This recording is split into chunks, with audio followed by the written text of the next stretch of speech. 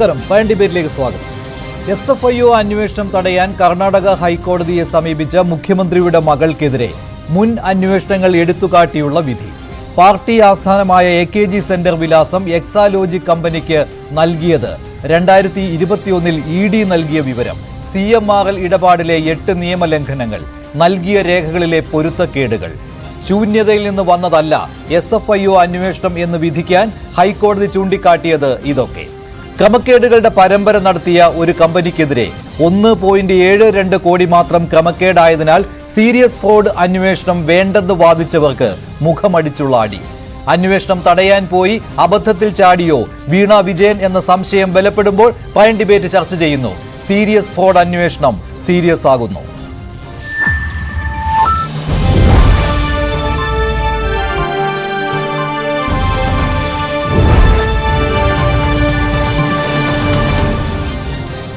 പയൻ ഡിബേറ്റിൽ രാഷ്ട്രീയ നിരീക്ഷകൻ Shri Sreejith Panicker, CPM സഹയാത്രികൻ Shri M Jayachandran, Congress വക്താവ് ശ്രീ വസന്ത് തെങ്ങുംപള്ളി എന്നിവരാണ് ചേരുന്നത്. ആദ്യം ശ്രീ M ജയചന്ദ്രൻ, എന്തായാലും സീരിയസ് ഫ്രോഡ് ഇൻവെസ്റ്റിഗേഷൻ ഓഫീസിന്റെ അന്വേഷണം തുടരും. അത് ഇന്നലെ തന്നെ കർണാടക ഹൈക്കോടതി വ്യക്തമാക്കിയതാണ്. ഇന്ന് ഈ വിധി പകർപ്പ് താങ്കൾ വായിച്ചുവല്ലോ.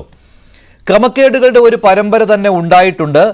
അതിൽ അന്വേഷണം കൂടിയേ തീരൂ. അത് ROCയുടെ അന്വേഷണം പൂർത്തിയായപ്പോൾ തന്നെ സെക്ഷൻ 210 വെച്ചുള്ള അന്വേഷണം, ഉടൻ തന്നെ SFIO അന്വേഷണം, അതിലൊന്നും ഒരന്യായവും ഇല്ല എന്നാണ് ഹൈക്കോടതിയുടെ ഈ വിധിന്യായത്തിൽ പറയുന്നത്. മാത്രമല്ല, എന്താണ് ഇതിന് കാരണമെന്ന് അക്കമിട്ട് നിരത്തിയിട്ടുമുണ്ട്. ഇത് വലിയൊരു തിരിച്ചടി ഉണ്ടാക്കുന്നതല്ലേ ഈ വിധി പകർപ്പ് വീണ വിജയന്?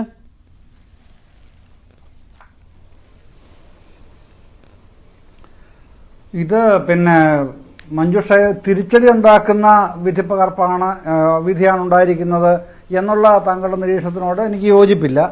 കാരണം ഇതിൻ്റെ അകത്ത് വന്നിട്ടുള്ള വിഷയങ്ങൾ, വിവരങ്ങൾ ഇപ്പോൾ നമ്മളെല്ലാവരും അറിയുകയാണ്, ചർച്ച ചെയ്യുകയുമാണ്.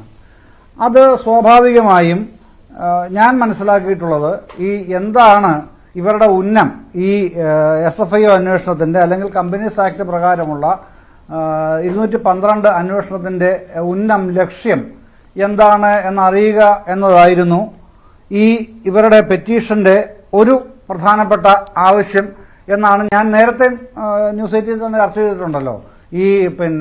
കോടതി ഈ വിഷയം 12-ാം തീയതി എടുക്കുമ്പോൾ അത് തള്ളും എന്ന് ഞാൻ കരുതുന്നില്ല എന്ന് തന്നെയാണ് കഴിഞ്ഞ വെള്ളിയാഴ്ച സംസാരിച്ചപ്പോൾ ഞാൻ പറഞ്ഞത്. പക്ഷേ ചില കാര്യങ്ങൾ കോടതിക്ക് വിശദീകരിക്കാൻ ഉണ്ടാവും എന്നും ഞാൻ അന്ന് എൻ്റെ അഭിപ്രായം പറഞ്ഞിരുന്നു. ഇന്നിപ്പോൾ ഈ വിധി നമ്മൾ വായിക്കുമ്പോൾ, അതിൻ്റെ പകർപ്പെടുത്ത് വായിക്കുമ്പോൾ മനസ്സിലാവുന്നത് കോടതി വളരെ വിശദമായ കാര്യങ്ങൾ ഇതിനകത്ത് അപഗ്രഥിച്ചിട്ട് തന്നെ ഉണ്ട്. എല്ലാ കാര്യങ്ങളും പറയുന്നതിനൊപ്പം തന്നെ പ്രധാനപ്പെട്ട അഡീഷണൽ സോളിസിറ്റർ ജനറലിൻ്റെ കാര്യങ്ങൾ അദ്ദേഹം പറയുന്നത് കോട്ട് ചെയ്തുകൊണ്ട് തന്നെയാണല്ലോ തുടങ്ങുന്നത് തന്നെ. 8ാമത്തെ 9ാമത്തെ പേജ് മുതൽ വരുന്നുണ്ടല്ലോ. വെറും ഒരു 1.72 കോടി രൂപയുടെ പ്രശ്നമല്ല ഇത്. 135 കോടി രൂപയുടെ ഒട്ടേറെ രാഷ്ട്രീയ എൻറ്റിറ്റികൾ ഉൾപ്പെട്ടിട്ടുള്ള ഒരു വിഷയമായിട്ട് തന്നെയാണ് ഇതിനെ കമ്പനീസ് ആക്ട് പ്രകാരം SFIOയുടെ അന്വേഷണത്തിലേക്ക് കൊണ്ടുവരാൻ ഇടയായിട്ടുള്ളത് എന്ന് പറയുന്നു. അഡ്വക്കേറ്റ് കാമത്ത് പറയുന്നു. അതിനെ എൻഡോഴ്സ് ചെയ്തുകൊണ്ടാണ് ബാക്കി മുഴുവൻ 46 പേജിലും കാര്യങ്ങൾ പറയുന്നത്. താങ്കളീ പറയുന്നത് പോലെ, ഇപ്പോൾ വിവരിച്ചതുപോലെ തന്നെ വിവിധ തരത്തിലുള്ള ആരോപണങ്ങൾ അല്ലെങ്കിൽ ചാർജ് ഷീറ്റുകൾ, ആരോപണങ്ങൾ എന്ന് പറയാൻ പാടില്ലല്ലോ, ചാർജുകൾ അതിൻ്റെ അകത്ത് ഉന്നയിക്കുന്നുണ്ട്. ആ ചാർജുകൾക്കൊക്കെ കൃത്യമായ മറുപടി അവർ കൊടുത്തിട്ടുണ്ട് എന്നുള്ള ചില നിഗമനങ്ങളും ഇത് വായിച്ചാൽ മനസ്സിലാകുന്നു. കൃത്യമല്ലാത്ത മറുപടി കൊടുത്തിട്ടുണ്ട് എന്നാണ് ഈ വിധി പകർപ്പ് വായിച്ചാൽ മനസ്സിലാക്കുന്നത്. SFIOയ്ക്ക് മുൻപുണ്ടായിരുന്ന അന്വേഷണത്തിൽ, ROCയുടെ അന്വേഷണത്തിലും മറ്റും കൃത്യമായ വിവരങ്ങളല്ല CMRലും അതുപോലെ തന്നെ എക്സാലോജിക്കും KSIDCയും കൊടുത്തതെന്നാണ് എനിക്ക് ഈ വിധി പകർപ്പ് വായിച്ചതിൽ നിന്ന് മനസ്സിലാക്കാൻ കഴിഞ്ഞത്. ഏറ്റവും പ്രധാനപ്പെട്ട ഒരു കാര്യം, ഇതൊരു സീരിയസ് ഫ്രോഡ് അല്ല, അതുകൊണ്ട് SFIO അന്വേഷണം വേണ്ട എന്ന് സമർത്ഥിക്കുവാനായിട്ട് എക്സാലോജിക്കിന്റെ അഭിഭാഷകൻ കിണഞ്ഞു പരിശ്രമിച്ചിരുന്നു. അതിന് അദ്ദേഹം ഈ സഹാറ ഇന്ത്യയുടെ ഇടപാട്, ജെറ്റ് എയർവേസിന്റെ ഇടപാട്, ഇതൊക്കെയാണ് ചൂണ്ടിക്കാണിച്ചിരുന്നത്. പക്ഷേ ഇതിൽ ഒരു ആശ്ചര്യം പൂണ്ടാണ് കർണാടക ഹൈക്കോടതി ഈ വിധിന്യായത്തിൽ ചില കാര്യങ്ങൾ പറഞ്ഞിരിക്കുന്നത്. I have given my anxious consideration to the submissions made by the learned senior counsel and the learned additional Solicitor General of India appearing for the respective parties and have pursued the material on record. എന്ന് പറഞ്ഞുകൊണ്ട് the genesis of the problem is as narrated herein above, but would require a little elaboration as the issue that merits consideration is on the interpretation of the provisions of law. അത് ഒരു elaborated ആയിട്ടുള്ള judgement വേണം എന്നുള്ള ഉദ്ദേശത്തിൽ തന്നെയാണ് ഈ Genesis, ഈ ഉൽപ്പത്തി, ഈ ഒരു അന്വേഷണത്തിന്റെ ഉൽപ്പത്തിയെക്കുറിച്ച് പറഞ്ഞിട്ട് ആ 28/7/2020 ആ കമ്മ്യൂണിക്കേഷൻ ROCക്ക് കിട്ടിയ ഒരു പരാതി എക്സാലോജിക്കിന്റെ അഡ്രസ്സിനെ കുറിച്ചുള്ള, അതാണ് തുടക്കം. അതായത് ക്രമക്കേടുകളുടെ ഒരു പരമ്പര എന്ന് ചൂണ്ടിക്കാണിക്കുന്നതിന് വേണ്ടിയാണ് ഹൈക്കോടതി ആ കാര്യം സൂചിപ്പിച്ചത്. 28/7/2020 ആ communication that comes about from the registrar at Bangalore to the director of the petitioner on the score that a complaint is received at the office of the registrar in respect of incorrect address mentioned in form number 10 filled by the petitioner. എന്തായിരുന്നു ആ incorrect address? AKG centre, പാളയം, തിരുവനന്തപുരം, കേരള 695034. ഈ അഡ്രസ്സിലായിരുന്നു company. എന്തിനാണ് AKG സെന്ററിന്റെ വിലാസം നൽകുന്നത്? AKG centre എങ്ങനെയാണ് വീണ വിജയന്റെ കമ്പനിയുടെ അഡ്രസ്സായി മാറുന്നത്? ശ്രീ M ജയചന്ദ്രൻ,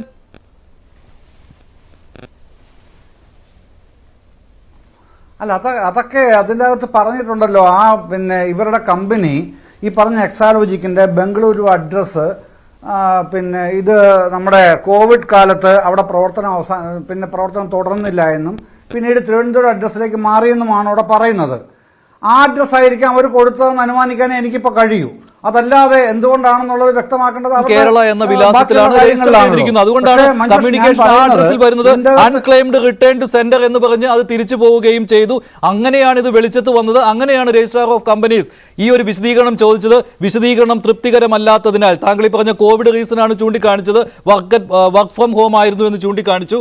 പക്ഷേ അവിടെയാണ് 1 ലക്ഷം രൂപയുടെ പിഴ കമ്പനി നിയമം അനുസരിച്ച് ചുമത്തിയത് എക്സാലോജിക്കിന്. അത് പിന്നീട് ലോപിച്ച് 20,000 രൂപയായി അവർ അപ്പീൽ കൊടുത്തതിന് ശേഷം. എന്തായാലും ഒരു പിഴ ഇടേണ്ടി വന്നുവല്ലോ. AKG സെന്റർ അഡ്രസ് കൊടുത്തതിന് പിഴയിട്ട ഒരു കമ്പനിയാണ് എക്സാലോജിക് കമ്പനി. AKG സെന്ററിന്റെ അഡ്രസ് ഇടാൻ വീണ വിജയൻ എന്ത് അവകാശമാണുള്ളത്? അല്ല, മഞ്ജുഷ, ഞാൻ ഇതിന്റെ അകത്ത് താങ്കൾ ഈ പറഞ്ഞ ഈ പ്രശ്നത്തിലേക്കല്ല ഞാൻ പ്രധാനമായിട്ട് കണ്ടതും പ്രധാനപ്പെട്ടതാകുന്നത് ഇതുകൊണ്ടാണ് ക്രമക്കേടുകളുടെ ഒരു പരമ്പരയാണെന്ന്. കാരണം ഈ സഹാറ ഫോർഡ് പോലെയോ ഒന്നുമല്ല എന്ന് സമർത്ഥിക്കാൻ ശ്രമിച്ചതിന് ഹൈക്കോടതിക്ക് ഈ SFI അന്വേഷണം വേണമെന്നതിനെ ന്യായീകരിക്കാൻ ചില ഉദാഹരണങ്ങൾ വേണമായിരുന്നു.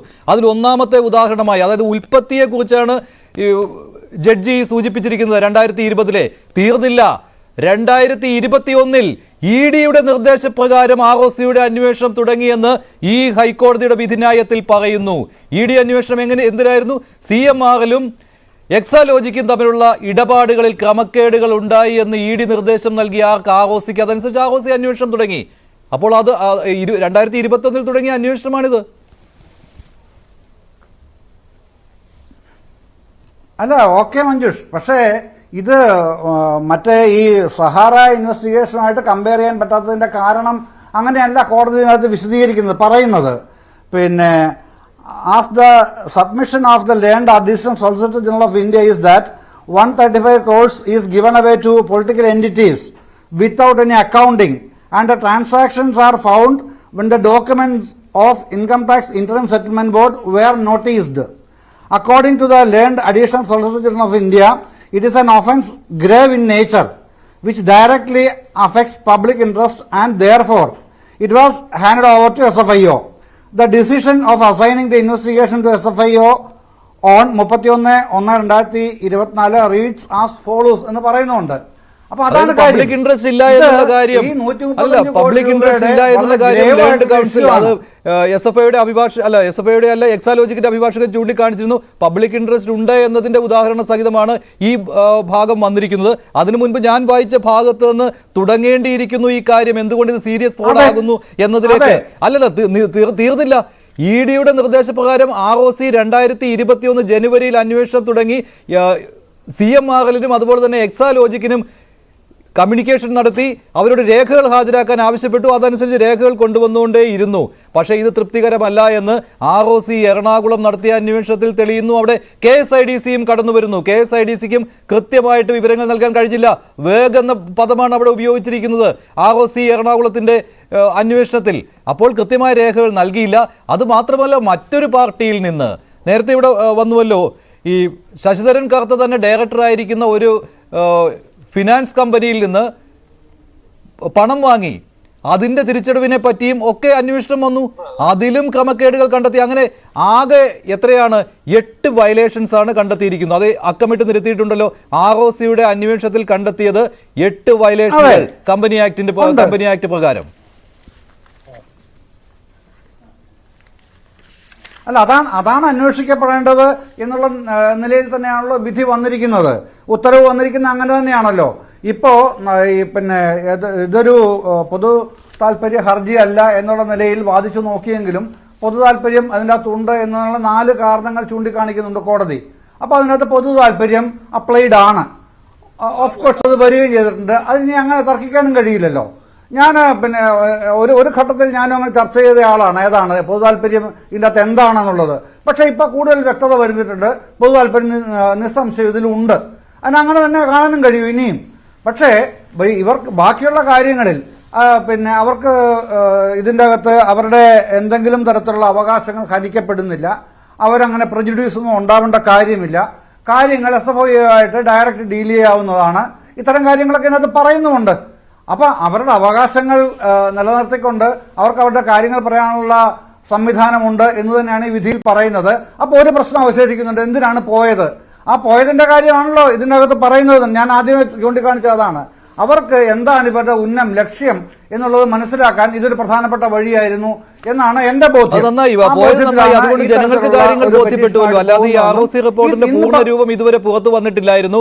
ഈ അഡ്രസ് ഉപയോഗപ്പെടുത്തി എന്ന കാര്യം ഉണ്ടായിരുന്നു. പക്ഷെ അതൊന്നും CPM കേന്ദ്രങ്ങൾ അത് അങ്ങ് അംഗീകരിച്ചിട്ടുണ്ടായിരുന്നില്ല. ഇപ്പോൾ കോടതി ഇത് പറഞ്ഞതോടുകൂടി എല്ലാവർക്കും അത് ബോധ്യപ്പെട്ടിരിക്കുകയാണ്. അതുപോലെ തന്നെ ഈ EDയുടെ അന്വേഷണം നടന്നോ എന്ന് മുഖ്യമന്ത്രി വ്യക്തമാക്കണമെന്ന് കെ സുരേന്ദ്രൻ ആവശ്യപ്പെട്ടിരുന്നു. ഉണ്ടായിട്ടില്ല. പക്ഷെ ഇങ്ങനെയൊക്കെ നടന്നിട്ടുണ്ട്, ക്രമക്കേടുകളുടെ ഒരു പരമ്പരയാണ് ജനത്തിന് ബോധ്യപ്പെട്ടു. അത്രേ ഉള്ളൂ. അതുകൊണ്ട് നന്നായി. ശ്രീ പണിക്കർ നന്നായി ഇല്ലേ ഇപ്പോൾ വീണ വിജയന്റെ എക്സാലോജി കമ്പനി കോടതിയിൽ പോയത് നന്നായി. ഇപ്പോൾ ജയേന്ദ്ര സാർ പറയുകയാണ് അത് അവർക്ക് ഈ അന്വേഷണത്തെ പറ്റി കാര്യങ്ങൾ ബോധ്യപ്പെടാൻ വേണ്ടിയാണ് പോയതെന്ന്. പക്ഷെ കാര്യങ്ങൾ നമുക്ക് ബോധ്യപ്പെട്ടുവല്ലോ കൂടുതൽ വ്യക്തതയോടുകൂടി എന്തൊക്കെയാണ് എക്സാലോജി കമ്പനി CMRലുമായുള്ള ഇടപാടിൽ കാട്ടിക്കൂട്ടിയിരിക്കുന്നത് എന്ന്. തീർച്ചയായിട്ടും എനിക്ക് സത്യം പറഞ്ഞു കഴിഞ്ഞാൽ ശ്രീ ജയചന്ദ്രൻ പറഞ്ഞിരിക്കുന്നത് എന്താണെന്ന് തന്നെ മനസ്സിലായിട്ടില്ല. കാരണം അദ്ദേഹം ഇതിന്റെ തുടക്കത്തിൽ തന്നെ പറയുന്നത് ഇതൊരു തിരിച്ചടിയായിട്ട് വ്യാഖ്യാനിക്കുന്നില്ല എന്നാണ്. അപ്പോൾ അത് തിരിച്ചടിയായിട്ട് നമ്മൾ എങ്ങനെയാണ് വ്യാഖ്യാനിക്കാതിരിക്കുന്നത് എന്നുള്ളതാണ് എൻ്റെ സംശയം. കാരണം എന്തായിരുന്നു ഒറിജിനൽ പ്രയർ? ഈ കേസ് ലിസ്റ്റ് ചെയ്തിരുന്ന സമയത്ത് തന്നെ വളരെ കൃത്യമായിട്ട് അതിൽ പറയുന്നുണ്ട്. അതിലെ പോയിന്റ് നമ്പർ 2 എന്ന് പറയുന്നത് quash the order dated 31/1/2024 bearing number SFIO/ ഇത് പാസ്ഡ് ബൈ R1 എന്ന് പറഞ്ഞിട്ടാണ് ഇത് കൊടുത്തിരിക്കുന്നത്. അതായത് ഈ SFIO അന്വേഷണത്തിനെ തന്നെ റദ്ദാക്കണം, ആ ഓർഡർ ക്വാഷ് ചെയ്യണം എന്ന് പറഞ്ഞുകൊണ്ടാണ് വീണ വിജയൻ ബാംഗ്ലൂർ ഹൈക്കോടതിയെ സമീപിക്കുന്നത്. അതിനായിട്ട് അവർ പറഞ്ഞിരുന്ന സുപ്രധാനമായിട്ടുള്ള 3 കാരണങ്ങളിൽ ഒന്ന്, ഈ ഉത്തരവെന്ന് പറയുന്നത് ആർബിട്രറിയാണ്, അത് ഏകപക്ഷീയമാണ്, അവരിങ്ങനെ റാൻഡമായിട്ട് ആരെയോ തെരഞ്ഞെടുത്തിരിക്കുന്നു, അതിനൊരു ഗ്രൗണ്ട് ഇല്ല എന്ന രീതിയിലത്തേക്ക് അവർ പറഞ്ഞു. രണ്ടാമത്, ഇത് ഇല്ലീഗലാണ്, നിയമവിരുദ്ധമായിട്ടുള്ള ഒരു ഓർഡറാണ് എന്നവർ പറഞ്ഞു. മൂന്നാമത്, it is bad in law, അതായത് നമ്മുടെ നിയമത്തിന്റെ പ്രൊവിഷൻസിനെ തെറ്റായ രീതിയിലത്തേക്ക് വ്യാഖ്യാനിച്ചുകൊണ്ടാണ് ഇതൊരു ചെയ്തിരിക്കുന്നത് എന്നാണ് അവർ പറയുന്നത്. അപ്പൊ ഏതാണ്ട് ഇതേ വാദങ്ങൾ തന്നെയാണ് കേരള ഹൈക്കോടതിയിൽ KSIDCയും കൊടുത്തിരുന്നത് എന്ന് നമ്മൾ കണ്ടതാണ്. ഇതേപോലെ തന്നെ നോൺ സ്പീക്കിംഗ് ഓർഡർ ആണ്, അതല്ല എങ്കിൽ ഞങ്ങൾക്ക് നാച്ചുറൽ ജസ്റ്റിസ് കിട്ടിയിട്ടില്ല, ഞങ്ങളെ കേട്ടില്ല, ഞങ്ങൾക്ക് ഈ ഓർഡറിന്റെ കോപ്പി ഒന്നും തന്നെ തന്നിരുന്നില്ല, ഇങ്ങനെ കുറെ അധികം കാര്യങ്ങളൊക്കെ പറഞ്ഞുകൊണ്ട് ഇത് ഇല്ലീഗലാണ് എന്നുള്ളതായിരുന്നു KSIDCയും പറഞ്ഞിരുന്നത്. അപ്പൊ ഈ 2 പേർക്കും ഒരേ ശബ്ദം, ഒരേ ഭാഷ്യം എന്ന് മാത്രം പറയാം. പക്ഷെ ഇവിടെ ഒരു രസകരമായിട്ടുള്ള ഒരു കാര്യം, ഇത് ആർബിട്രറി ആണ് എന്ന് പറയുമ്പോൾ അത് അങ്ങനെ ഏകപക്ഷീയമാണ് എന്ന രീതിയിലത്തേക്ക് തെളിയിക്കാനായിട്ട് യാതൊരു വിധത്തിലുള്ള പോയിന്റും അവിടെ കൊണ്ടുപോകാൻ വീണ വിജയന് സാധിച്ചില്ല എന്നുള്ളത് ഒന്നാമത്തെ കാര്യം. 2, എന്ത് കാരണങ്ങൾ കൊണ്ടാണോ ഇത് രണ്ടും ബാഡ് ഇൻ ലോയും അല്ലെങ്കിൽ ഇല്ലീഗലും ആയി മാറുന്നത് എന്നതുമായി ബന്ധപ്പെട്ട് അവരവിടെ നിരത്തിയിരുന്ന വാദങ്ങൾ ഒന്നും തന്നെ കോടതി പരിഗണിച്ചു പോലുമില്ല. അവരുടെ ഏറ്റവും പ്രധാനപ്പെട്ട കാര്യം എന്തായിരുന്നു? 210 സെക്ഷൻ അനുസരിച്ച്, കമ്പനീസ് ആക്ട് 2013 210 സെക്ഷൻ അനുസരിച്ച് അവിടെ RCOയുടെ ഒരു അന്വേഷണം അവിടെ നടക്കുകയാണ്, ROCയുടെ അന്വേഷണം നടക്കുകയാണ്. ROCയുടെ അന്വേഷണം നടക്കുന്ന സമയത്ത് പാരലായിട്ട് 212 ഇൻവോക്ക് ചെയ്തുകൊണ്ട് SFIയുടെ എൻക്വയറി എന്ന് പറയുന്നത് പറ്റില്ല എന്നായിരുന്നു അവർ പറഞ്ഞിരുന്നത്. അപ്പൊ ഇത് പറഞ്ഞുകൊണ്ട് അവിടെ പോകുന്ന സമയത്ത് അതിനെപ്പറ്റി വളരെ ഡീറ്റെയിൽഡ് ആയിട്ടുള്ള ആർഗ്യുമെന്റ് ഒക്കെ തന്നെ നമുക്ക് കാണാം. അവർ പറഞ്ഞിരിക്കുന്നത് എന്താണ് എന്നുള്ളതുമായി ബന്ധപ്പെട്ടുള്ള കാര്യങ്ങളെല്ലാം ഈ വിധിയിൽ കാണാം. പക്ഷെ അതിൽ വളരെ കൃത്യമായിട്ട് കോടതി ഒബ്സർവ് ചെയ്തിട്ട് അവിടെ പറയുന്നുണ്ട്, അവിടെ ഇപ്പോൾ SFIOയെ പ്രതിനിധാനം ചെയ്തുകൊണ്ട് പറയുന്ന അഭിഭാഷകൻ പറയുന്ന കാര്യങ്ങളെ സ്ട്രെസ് ചെയ്തുകൊണ്ട് കോടതി തന്നെ വളരെ കൃത്യമായിട്ട് പറയുന്നുണ്ട്, 212 എന്ന് പറയുന്ന സെക്ഷൻ അവിടെ ഇൻവോക്ക് ചെയ്യുന്നതിന് യാതൊരു വിധത്തിലുള്ള തടസ്സവുമില്ല. ഇതുവരെ CPM-ന്റെ ഉൾപ്പെടെ ആൾക്കാരെല്ലാവരും പറഞ്ഞുകൊണ്ടിരുന്നത് ഇത് വളരെ വലിയ രീതിയിലുള്ള വയലേഷനാണ്, ഇതിനു വേണ്ടിയിട്ട് മാത്രമാണ് ഞങ്ങൾ കോടതിയിൽ പോയിരിക്കുന്നത്, അല്ലെങ്കിൽ വീണ കോടതിയിൽ പോയിരിക്കുന്നത് എന്നാണ് പറഞ്ഞിരുന്നത്.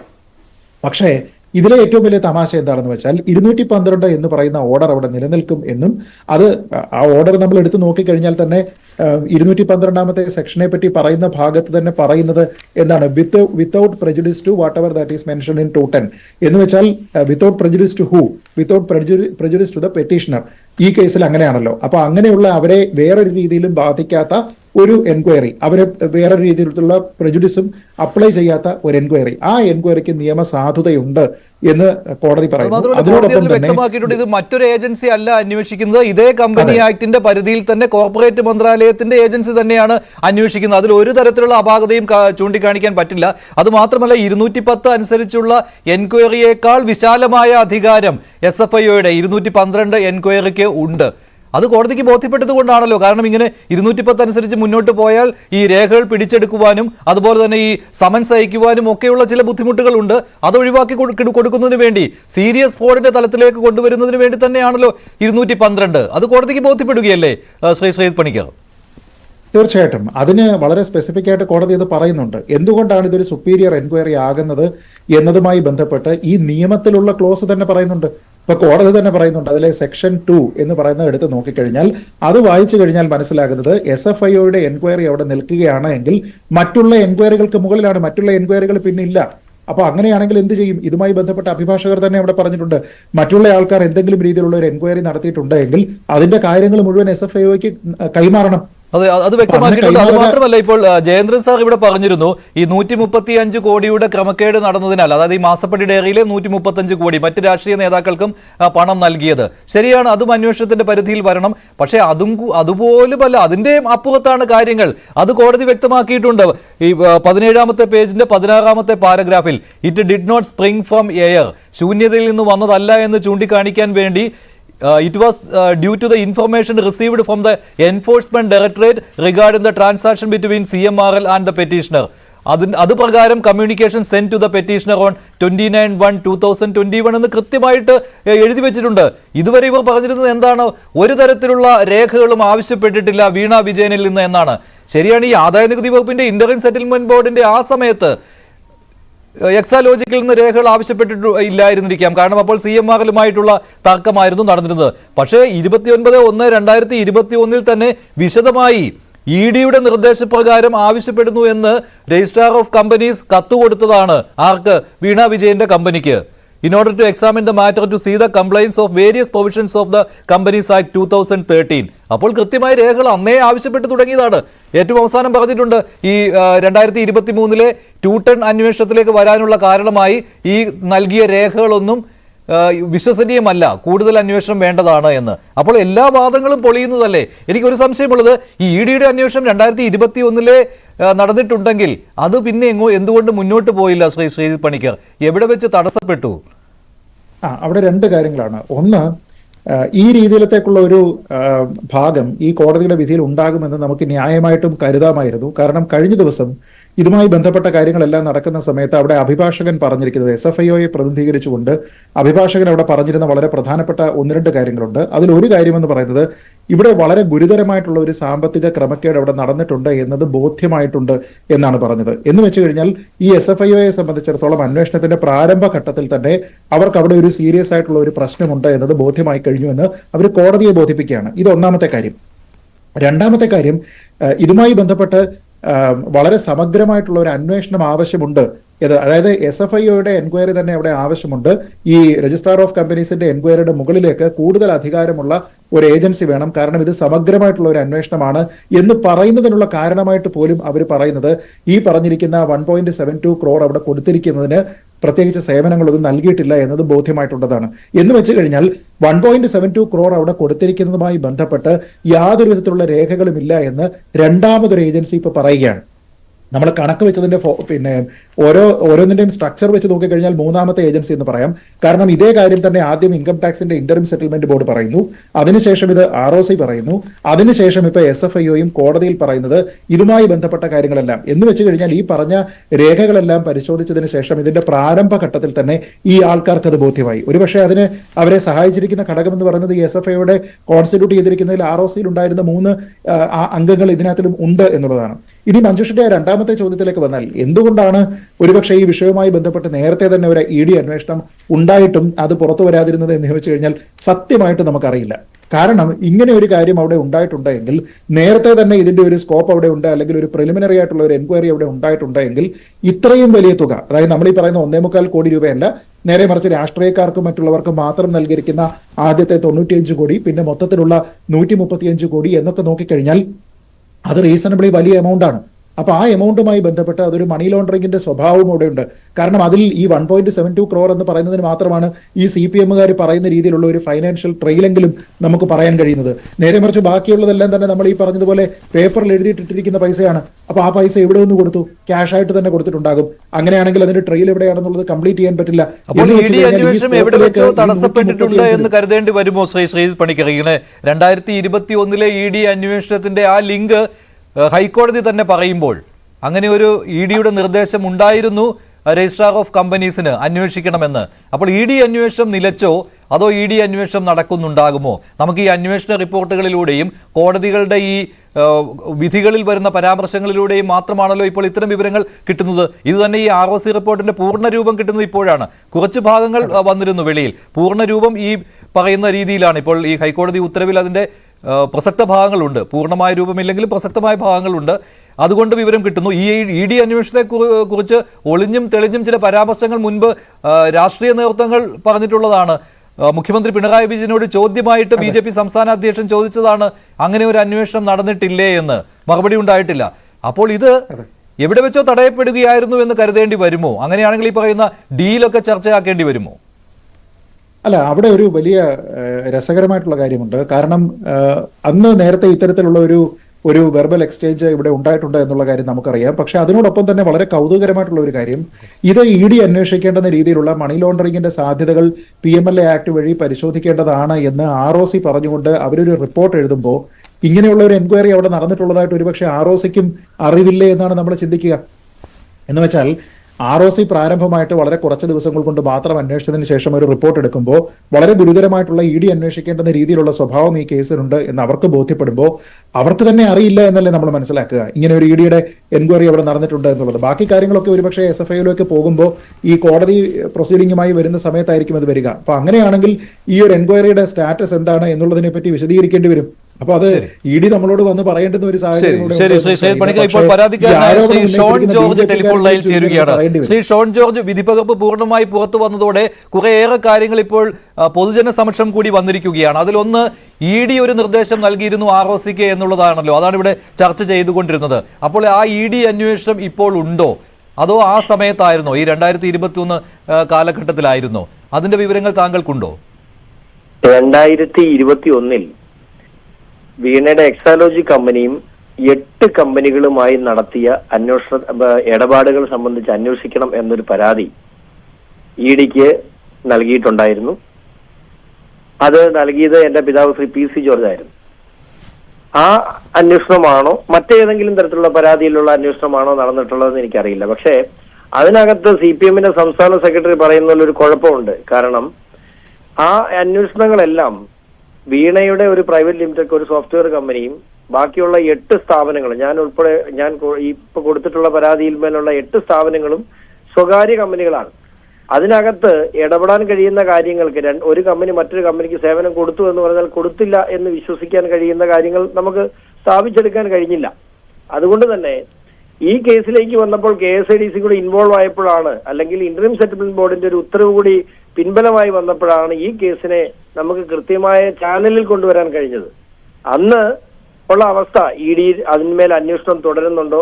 ഇപ്പൊ നമ്മുടെ ഈ ഉത്തരവിൽ നമുക്ക് കൃത്യമായിട്ട് വ്യക്തമാണ്. ഓരോ ഘട്ടത്തിലും വീണയ്ക്ക് നോട്ടീസ് കൊടുത്തതും വീണ ഇവിടുന്ന് വിളിച്ചു വരുത്തിയതും അതുപോലെ അവരുടെ രജിസ്റ്റേർഡ് ഓഫീസ് മാറ്റി ഉൾപ്പെടെയുള്ള കാര്യങ്ങൾക്ക് പെനാൽറ്റി ഉൾപ്പെടെയുള്ള കാര്യങ്ങൾ ROC നടപടി സ്വീകരിച്ചിട്ടുണ്ട് എന്ന് പലപ്പോഴും നമുക്ക് മനസ്സിലാക്കാൻ കഴിയുന്നത് കഴിഞ്ഞ ദിവസത്തെ കോടതിയിൽ അവർ സബ്മിറ്റ് ചെയ്തത് സത്യവാങ്മൂലത്തിലാണ്. അപ്പൊ അതുകൊണ്ട് EDയുടെ അന്വേഷണം തുടരുന്നുണ്ടോ? പക്ഷെ ഒരു കാര്യം തീർത്ത് ഞാൻ പറയാം, ഇപ്പോഴത്തെ SFI അന്വേഷണത്തിന്റെ ചാർജ് ഫയൽ ചെയ്ത് കഴിഞ്ഞാൽ, അതിനൊരു ഒരു ചാർജ് ഫ്രെയിം ചെയ്ത് കഴിഞ്ഞാൽ ഒരു സംശയവും വേണ്ട, ED ഈ കേസിലേക്ക് എൻ്റർ ചെയ്യും എന്നുള്ള കാര്യത്തിൽ സംശയമില്ല. ശ്രീ ഷോൺ ജോർജ്, ഇപ്പോൾ ഈ പ്രതീക്ഷിച്ചതിനേക്കാൾ അപ്പുറം അല്ലെങ്കിൽ ഹൈക്കോടതി ഉത്തരവ് ഒരു 4-5 പേജിൽ ഒതുങ്ങും, കാരണം SFIക്ക് പൂർണ്ണ അധികാരം നൽകിക്കൊണ്ട് അന്വേഷണം നടക്കട്ടെ എന്നായിരിക്കുമെന്ന്. പക്ഷേ ഹൈക്കോടതിക്ക് എന്തുകൊണ്ട് SFI അന്വേഷണം എന്നത് സമർത്ഥിക്കേണ്ടി വന്നിട്ടുണ്ടല്ലോ, അതുകൊണ്ട് തന്നെയാണല്ലോ ഈ കാര്യങ്ങൾ കൂടി ഉൾപ്പെടുത്തിയിരിക്കുന്നത്. അതിലിത് ശൂന്യതയിൽ നിന്നുണ്ടായ കേസല്ല എന്ന് പറയുന്നതിന് വേണ്ടി ഹൈക്കോടതി എക്സാലോജിക് കമ്പനിയുടെ ചരിത്രം പറയുകയാണല്ലോ. അങ്ങനെയാണല്ലോ ഈ AKG സെന്ററിന്റെ വിലാസം, അന്ന് അങ്ങനെ AKG സെന്ററിന്റെ വിലാസം കൊടുത്തു. അവിടെ ഒരു കമ്മ്യൂണിക്കേഷൻ വന്നപ്പോൾ അത് ആളില്ല എന്ന് പറഞ്ഞ് മടങ്ങി. അവിടെ 1 ലക്ഷം രൂപയുടെ പെനാൽറ്റി വിധിച്ചു. അത് പിന്നെ കുറഞ്ഞ് 20,000 രൂപയായി. ആ പിഴ അടയ്ക്കേണ്ടി വന്നു. അവിടെ തുടങ്ങി ഈ EDയുടെ നിർദ്ദേശപ്രകാരമുള്ള ROC അന്വേഷണം. പിന്നെ താങ്കൾ പറഞ്ഞതുപോലെ ഘട്ടങ്ങളായുള്ള ഈ ROCയുടെ അന്വേഷണങ്ങൾ, കമ്മ്യൂണിക്കേഷൻ ആവശ്യപ്പെട്ടത് തൃപ്തികരമല്ലാത്ത വിശദീകരണമൊക്കെ. അപ്പോൾ ഈ മാസപ്പടി വിവാദം പുറത്തു വന്നതിന് ശേഷമല്ല ഇതൊക്കെ സംഭവിച്ചത്. അതിനു മുൻപേ ഇതെല്ലാം ഇവിടെ നടക്കുന്നുണ്ടായിരുന്നു. അന്നേ ഈ PT തോമസിനെ പോലെയുള്ള ആളുകൾ നിയമസഭയിൽ പോലും പറയുന്നുണ്ടായിരുന്നു പല കാര്യങ്ങളും. അപ്പോൾ ഒന്നുമില്ല എന്ന് പറഞ്ഞ് പ്രതിപക്ഷത്തിന് നേരെ ആക്രോശിച്ച മുഖ്യമന്ത്രി പറഞ്ഞതെല്ലാം കള്ളമാണെന്നല്ലേ ഈ ഹൈക്കോടതി ഉത്തരവിന്റെ പല ഭാഗങ്ങളും വായിച്ചു നോക്കിയാൽ മനസ്സിലാക്കാൻ കഴിയുന്നത്? ഇനി മറ്റൊരു കാര്യം പറയാം. നമ്മൾ ഇതുവരെ ചർച്ച ചെയ്ത, അല്ല ഇന്ന് വരെ ചർച്ച ചെയ്ത എന്റെ കേസ് എവിടെ എത്തി നിൽക്കുന്നത്, 2016 മുതൽ 19 വരെയുള്ള ഇടപാടുകളെ സംബന്ധിച്ച് ഉള്ള ഒരു വിധിയെ സംബന്ധിച്ച്, അല്ലെങ്കിൽ ഒരു ജുഡീഷ്യൽ ബോഡിയുടെ ഇന്ററിം സെറ്റിൽമെന്റ് ബോർഡിന്റെ വിധിയിലാണ് ഇപ്പോഴും പിടിച്ചു നിൽക്കുന്നത്. പക്ഷേ 2019 മുതൽ 2023 എന്റെ റിട്ട് കൊടുത്തതിന് ശേഷം 2023 ഡിസംബർ 18 വരെ നടന്ന ഇടപാടുകളെ സംബന്ധിച്ച് ഇനിയും അന്വേഷിക്കേണ്ടിയിരിക്കുന്നു, ഇനിയും റിപ്പോർട്ടുകൾ പുറത്തു വരേണ്ടിയിരിക്കുന്നു. അപ്പോ 2019 വരെ നടന്നിട്ടുള്ള ഈ 1,72,00,000 എന്നൊക്കെ പറഞ്ഞത് വെറും പീനട്ടാണ്. അത് വളരെ നിസ്സാരമായി കാണാവുന്ന കാര്യങ്ങളാണ്. അതിലൊക്കെ ഒത്തിരി ഒത്തിരി ഒത്തിരി വലുതാണ് ഇവിടെ നടന്നിട്ടുള്ള ഇടപാടുകൾ. പക്ഷെ ഒരു കാര്യം കൂടി, ഒരു സംശയം കൂടി ഉണ്ടാകും ശ്രീ ഷോൺ ജോർജ്. ഈ 2019 അവസാനിച്ച ഈ CMRലുമായിട്ടുള്ള ഇടപാട്, അതിൽ ഇന്ററിം സെറ്റിൽമെന്റ് ബോർഡ് ഇങ്ങനെ ഒരു റിപ്പോർട്ട് നൽകിയ ശേഷം, അങ്ങനെ ഒരു ഉത്തരവ് പുറപ്പെടുവിച്ച ശേഷം ഈ മാസപ്പടി വിവാദത്തെക്കുറിച്ചുള്ള കാര്യങ്ങൾ വെളിയിൽ വന്നത് 2023 അതിനും ശേഷമാണല്ലോ ഈ SFIയുടെയും ഒക്കെ അന്വേഷണം വന്നത്. അപ്പോൾ ഈ ROCയുടെ അന്വേഷണം നേരത്തെ തുടങ്ങി. പക്ഷേ ഈ ROC റിപ്പോർട്ട് നൽകാൻ ഇത്രയും വൈകിയതിൽ എന്തുകൊണ്ട് അങ്ങനെ വൈകി? ആ ഒരു സംശയം ഉയർന്നാലോ? അന്വേഷണം ഇടയ്ക്ക് വെച്ച് എന്തെങ്കിലും ഇടപെടലുകൾ ഉണ്ടായതാണോ? ഈ ഒരു സംഭവം വിവാദമായതോടുകൂടിയല്ലേ ROC റിപ്പോർട്ട് നൽകിയത്? ഇന്ററിം സെറ്റിൽമെന്റ് ബോർഡിന്റെ ഉത്തരവ് വരുന്നത് 2023 ജൂൺ മാസത്തിലാണ്.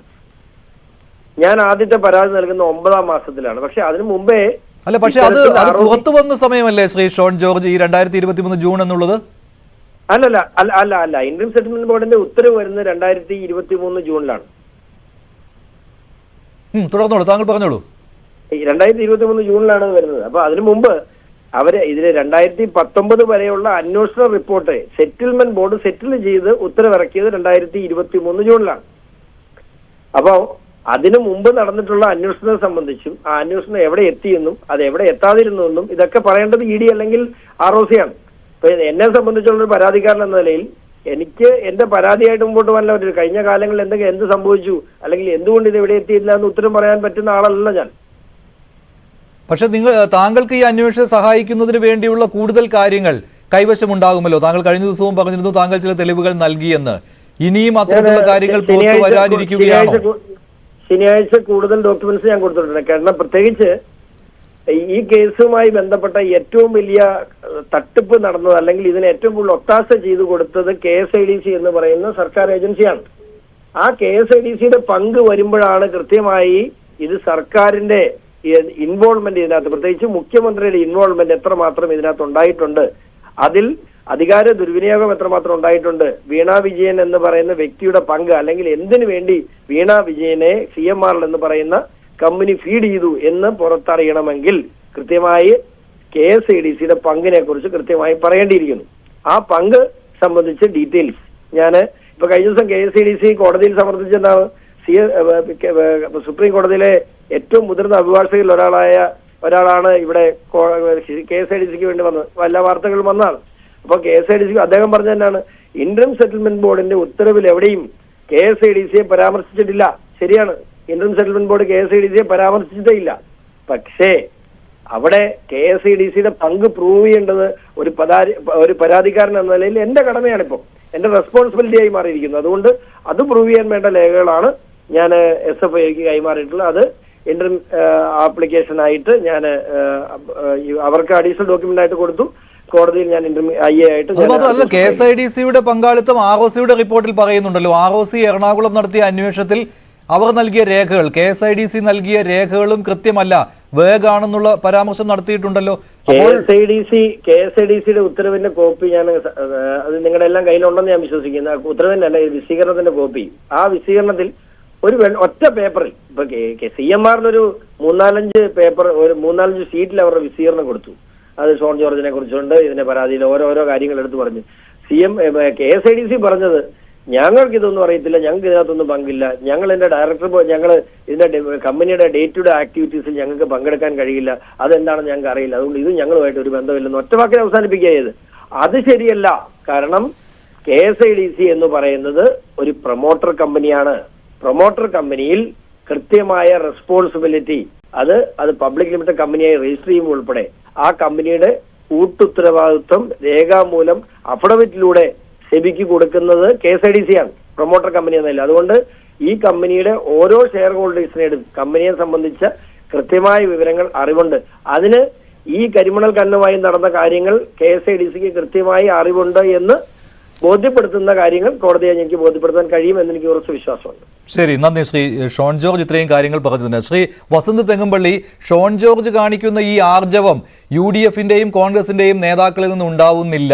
ഇന്ന് തന്നെ ഇത്രയും പ്രധാനപ്പെട്ട ഒരു വിധിപ്പകർപ്പ് പുറത്തു വന്നിട്ട് പോലും ഒരു ശക്തമായ പരാമർശം ഒരു കോൺഗ്രസ് നേതാവിൽ നിന്നും കണ്ടില്ല. ഇന്നലെ VD സതീശനൊക്കെ സംസാരിച്ചിരുന്നു, ഇത് സ്വാഗതാർഹമാണ് എന്നൊക്കെ പറഞ്ഞിരുന്നു. എന്നല്ലാതെ എവിടെയോ ഒരു പതറിച്ച കാണുന്നുണ്ട്. അതെന്തുകൊണ്ട് സംഭവിക്കുന്നു? യാതൊരു പതർച്ചയുമില്ല. ഷോൺ ജോർജ് പരാതിക്കാരനാവുന്നതിന് മുമ്പ് മാസപ്പടിയുമായി ബന്ധപ്പെട്ട ആരോപണം കൃത്യമായി പൊതുസമൂഹത്തിന്റെ മുമ്പിൽ കൊണ്ടുവന്നതും അതിനെ ഏറ്റെടുത്ത് ഇന്നും അടക്കം പത്രസമ്മേളനങ്ങൾ, തുടർച്ചയായ പത്രസമ്മേളനങ്ങളിലൂടെ അതുമായി ബന്ധപ്പെട്ട വിവരങ്ങൾ വെളിയിൽ വിടുന്നതും ഞങ്ങളുടെ തന്നെ MLA ആയ ശ്രീ ഡോക്ടർ മാത്യു കുഴൽനാടനാണ്. സ്വാഭാവികമായും അദ്ദേഹം ഏറ്റെടുത്തൊരു കേസ് അദ്ദേഹം തന്നെയാണ് മുമ്പോട്ട് കൊണ്ടുപോവുകയും ചെയ്യുന്നത്. അദ്ദേഹത്തെ അതിനുള്ള എല്ലാ പിന്തുണയും കേരള പ്രദേശ് കോൺഗ്രസ് കമ്മിറ്റി അദ്ദേഹത്തിന് പൂർണ്ണമായി കൊടുത്തിട്ടുണ്ട്. 1. 2, ഇന്നത്തെ വിധി നോക്കും. വിധിയിൽ എന്താണ് ഇവർ പറയുന്നത്? ട്യൂട്ടൻ അന്വേഷണം ചോദ്യം ചെയ്തുകൊണ്ടാണ് പോയത്. ഇന്ന് രാവിലെ തൊട്ടുള്ള ചർച്ചകളിൽ കഴിഞ്ഞ ദിവസങ്ങളിലെല്ലാം ഇവർ പറയുന്നത് ഈ അന്വേഷണത്തിൽ, അതായത് ഈ 212 അന്വേഷണത്തിൽ ഒരു നിയമവിരുദ്ധതയുണ്ട്. ആ നിയമവിരുദ്ധതയെ ചോദ്യം ചെയ്യാൻ വേണ്ടിയാണ് ഞങ്ങൾ കോടതിയിൽ പോകുന്നത്. ഇത് അൺകോൺസ്റ്റിറ്റ്യൂഷണൽ ആണ്, ഇത് ഭരണഘടനാപരമല്ല. ട്യൂട്ടൻ അന്വേഷണം നടക്കുന്ന സമയത്ത് ഒരു 212 അന്വേഷണം പ്രഖ്യാപിക്കാൻ പാടില്ല. അതിന്റെ ഫൈനൽ റിപ്പോർട്ട് വരുന്നോടം വരെ. എന്താണ് ഈ വ്യത്യാസം എന്നുള്ളത് നമ്മൾ ആദ്യം മനസ്സിലാക്കട്ടെ. 210ഉം 212ഉം. 210 എന്ന് പറയുന്നത് ROC അന്വേഷണമാണ്. ROC അന്വേഷിച്ചാൽ ഉണ്ടാവുന്ന സാധ്യത എന്ന് പറയുന്നത് ROCക്ക് തങ്ങളുടെ കണ്ടെത്തലുകൾ ഒരു റിപ്പോർട്ടായി കമ്പനികാര്യ മന്ത്രാലയത്തിന് സമർപ്പിക്കാം. അതിനപ്പുറത്തേക്ക് ഒന്നും ചെയ്യാൻ പറ്റില്ല. കമ്പനികാര്യ മന്ത്രാലയത്തിൽ ഇരിക്കുന്ന ഫ്രിഡ്ജിൽ ഇരിക്കുന്ന ഫ്രീസ് ചെയ്യപ്പെട്ടിരിക്കുന്ന ഫയലുകളുടെ കൂടിലേക്ക് പുതിയൊരു ഫയൽ കൂടി ചെല്ലും, തൈക്കണ്ടിയിൽ വീണ ഫയൽ. അല്ലാതെ വേറെ ഒരു പ്രയോജനവും ട്യൂട്ടൻ അന്വേഷണം കൊണ്ട് ഉണ്ടാവില്ല. എന്നാൽ 212 അങ്ങനെയല്ല. 212 എന്ന് പറയുന്നത് SFIO എന്നുള്ള പേരിൽ തന്നെ ഉണ്ട്. സീരിയസ് ഫ്രോഡ് ഇൻവെസ്റ്റിഗേഷൻ ആണ്. ഗുരുതരമായ കുറ്റകൃത്യങ്ങൾ, സാമ്പത്തിക കുറ്റകൃത്യങ്ങളുമായി ബന്ധപ്പെട്ട അന്വേഷണം. അവർക്ക് അറസ്റ്റ് അടക്കമുള്ള നടപടികളുമായി മുമ്പോട്ട് പോവാം. സീഷർ അടക്കം, ഫയൽ സീഷർ ആവട്ടെ അല്ലെങ്കിൽ ഡോക്യുമെന്റ് സീഷർ ആവട്ടെ അടക്കമുള്ള നടപടികളുമായി മുമ്പോട്ട് പോകാം. അവർക്ക് ലോക്കൽ പോലീസ് മുതൽ ED വരെയുള്ള ഏജൻസികളുടെ സപ്പോർട്ടും നേടിയെടുക്കാം. അപ്പോഴാണല്ലോ ഈ 1.72 crore rupeesന്റെ ഒരു കേസ് അന്വേഷിക്കാൻ വേണ്ടി എന്തിനാണ് ഭരണഘടനയിലെ 212 ഉപയോഗിച്ചുകൊണ്ട് ഒരു കേന്ദ്ര ഏജൻസിയെ ഇവിടേക്ക് കെട്ടിയിറക്കുന്നത്? അത് ലോക്സഭാ തെരഞ്ഞെടുപ്പ് മുമ്പിൽ കണ്ടുകൊണ്ട് ഞങ്ങളുടെ ഫാസിസ്റ്റ് വിരുദ്ധ പോരാളിയായ ഫാസിസ്റ്റ് വിരുദ്ധ സമരനായകനായ തൈക്കണ്ടിയിൽ പിണറായി വിജയനെ നേരിടാൻ വേണ്ടിയാണ് എന്നുള്ളതായിരുന്നല്ലോ ഇവരുടെ ക്യാപ്സ്യൂൾ. ആ ക്യാപ്സ്യൂൾ തന്നെയാണ് ഇവർ സിറ്റിങ്ങിന് 25-30 ലക്ഷം കൊടുക്കുന്ന അഡ്വക്കേറ്റ് കോടതിയിൽ പറഞ്ഞത്. നോക്കൂ, ഈ കേസ് SFIO അന്വേഷിക്കാനുള്ള തീവ്രത ഇല്ല എന്ന് CMRL അഡ്വക്കേറ്റ് പറയുന്നുണ്ട്. ഇത് അതിനുള്ള തീവ്രത ഇല്ല. ഇത് ബാലനും മറ്റേ ശ്രീമതി ടീച്ചറും അന്വേഷിക്കേണ്ട തീവ്രത അളക്കൽ കമ്മീഷൻ ഞങ്ങൾക്ക് സ്വന്തമായിട്ടുണ്ട്. ആ അന്വേഷണ കമ്മീഷനെ ഞങ്ങൾ വിട്ടേക്കാം എന്ന് ഇവിടുത്തെ സഹാക്കൾ പറയുന്നത് പോലെ തന്നെ ഇതിന് തീവ്രത ഇല്ല. SFIO അന്വേഷിക്കാൻ മാത്രമുള്ള തീവ്രത ഈ കേസിനില്ല എന്ന് ഇവർ കോടതിയിൽ പറഞ്ഞിട്ടുണ്ട്. കോടതി അത് അപ്പാടെ തള്ളിക്കളഞ്ഞു. ഇപ്പൊ നേരത്തെ MJ പറയുകയാണ്, എന്താണ് ഞങ്ങളുടെ ലക്ഷ്യം ഇതിലെ നിയമവിരുദ്ധത ചോദ്യം ചെയ്യുക എന്നുള്ളത് ആയിരുന്നില്ല, ഇതിലെ അൺകോൺസ്റ്റിറ്റ്യൂഷണാലിറ്റി ചോദ്യം ചെയ്യുക എന്നുള്ളതായിരുന്നില്ല. ഞങ്ങളുടെ ലക്ഷ്യം ഇവരുടെ ഉദ്ദേശശുദ്ധി എന്തായിരുന്നു അത് അദ്ദേഹം പറയാതെ പറയുകയാണ്. ഇവരുടെ ലക്ഷ്യം ഒരു മുൻകൂർ ജാമ്യം നേരിട്ട് അപ്ലൈ ചെയ്യാതെ ലഭിക്കുമോ എന്നുള്ളൊരു ട്രൈ ആണ് ഇവർ നടത്തിയത്. മുൻകൂർ ജാമ്യം കിട്ടാൻ വേണ്ടി നേരിട്ട് കോടതിയിൽ പോയാൽ ഇവർ അന്വേഷണത്തെ ഭയപ്പെടുന്നുവെന്നും ഇവർക്ക് എന്തൊക്കെയോ മറയ്ക്കപ്പെടാനുണ്ട് എന്നൊരു നെഗറ്റീവ് വരുന്നത് കൊണ്ട് അവർക്ക് എന്താ പറയുന്നത് വളഞ്ഞ വഴിയിലൂടെ ഒരു മുൻകൂർ ജാമ്യം കിട്ടുമോ എന്നാണ് ഇവർ ശ്രമിച്ചത്. പക്ഷെ കോടതി അതും കൊടുത്തിട്ടില്ല. കോടതി വളരെ കൃത്യമായി SFIOയോട് ചോദിക്കുന്നു, നിങ്ങൾ അറസ്റ്റ് അടക്കമുള്ള നടപടികളുമായി മുമ്പോട്ട് പോകാൻ താല്പര്യപ്പെടുന്നുണ്ടോ?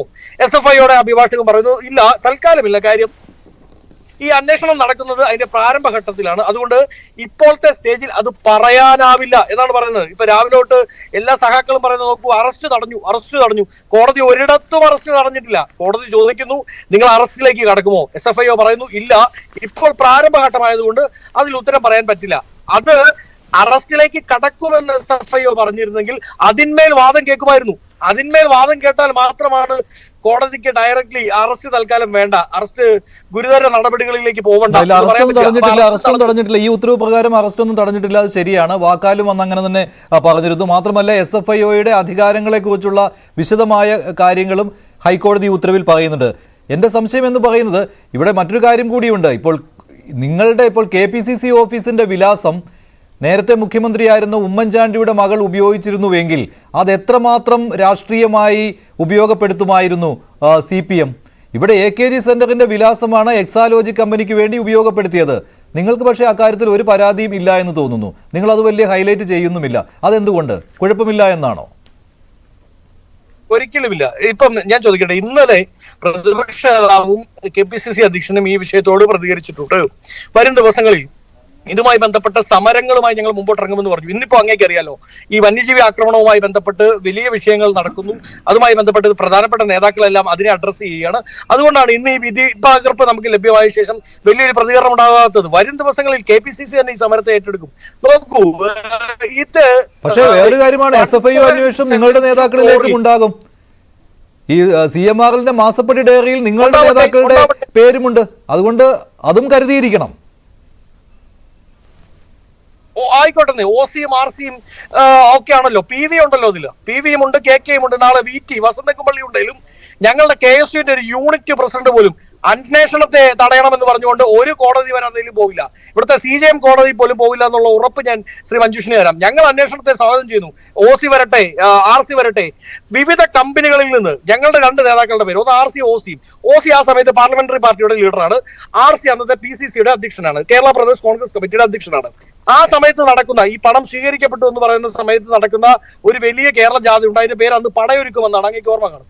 അതടക്കമുള്ള വലിയ സമര പരിപാടികൾ, കേരള ജാഥകൾ, ഇലക്ഷൻ ഒക്കെ നടക്കുമ്പോൾ സ്വാഭാവികമായും വിവിധ കമ്പനികളിൽ നിന്ന് പണം വന്നിട്ടുണ്ടാവും, പണം കൈപ്പറ്റിയിട്ടുണ്ടാവും. അത് വളരെ കൃത്യമായി ഇലക്ഷൻ കമ്മീഷനെ അറിയിച്ചിട്ടുണ്ട്. അത് ഞങ്ങൾ തെളിയിക്കാൻ തയ്യാറാണ്. പക്ഷേ PVക്ക് കിട്ടിയത് എങ്ങനെയാണെന്നും അത് ഇലക്ഷൻ കമ്മീഷനെ അറിയിച്ചിട്ടുണ്ട് എന്നും MJ തെളിയിക്കട്ടെ. അങ്ങനെ തെളിയിക്കുമ്പോൾ ശരി. ശ്രീ M ജയചന്ദ്രൻ, ഇപ്പോൾ SFIOയുടെ അന്വേഷണം ശരിവെച്ചതോടെ നിങ്ങൾ ഭയപ്പെട്ട കാര്യങ്ങൾ സംഭവിക്കാൻ പോവുകയാണ്. അതുകൊണ്ടാണല്ലോ എന്തൊക്കെ വന്നാലും ഈ 2 ടൺ അനുസരിച്ചുള്ള അന്വേഷണത്തിൽ ഇത്രമാത്രം കാര്യങ്ങളെ വരികയുള്ളൂ. അതിലൊരു ചോദ്യം ചെയ്യലോ അറസ്റ്റോ ഒന്നും ഉണ്ടാവുകയില്ല. പക്ഷേ 212 അനുസരിച്ച് അങ്ങനെയല്ല. SFIO വരുന്നത് അത് ആദ്യത്തെ 2 ദിവസം തന്നെ വ്യക്തമാണല്ലോ. അവരെത്ര വേഗത്തിലാണ് കാര്യങ്ങൾ നീക്കിയത്. CMRLന്റെ ഓഫീസുകളിൽ പോകുന്നു, തലസ്ഥാനത്തെത്തി KSIDCയിൽ പരിശോധന നടത്തുന്നു, ഉടനെ KSIDC ഓടുന്നു ഹൈക്കോടതിയിലേക്ക്. എന്തിനാണ് ഭയമെന്ന് ഹൈക്കോടതി ചോദിക്കുന്നു. SFIOയുടെ അന്വേഷണം പുരോഗമിക്കുന്നു. വീണ വിജയന്റെ എക്സാലോജിക്കിന് നോട്ടീസ് നൽകുന്നു, രേഖകൾ ഹാജരാക്കാൻ. ഉടൻ തന്നെ എക്സാലോജിക്ക് കേരള ഹൈക്കോടതിയിലല്ല കർണാടക ഹൈക്കോടതിയിൽ പോകുന്നു. ഇപ്പോൾ അതും വൃഥാവിലായിരിക്കുകയാണ്. ഏത് നിമിഷവും ഉണ്ടാകാൻ പോകുന്നത് ചോദ്യം ചെയ്യൽ ആണ്. പിന്നെ അറസ്റ്റിലേക്ക് പോയാലും അത്ഭുതപ്പെടാനില്ല. അപ്പോൾ കരുതിയിരിക്കൽ ഉണ്ടാവുകയാണല്ലോ ഇപ്പോൾ. അവിടെ മറ്റൊരു കാര്യം കൂടി, ഈ AKG സെന്റർ വിലാസം ഉപയോഗിച്ചത് ഒരു കുരുക്കാകുമോ?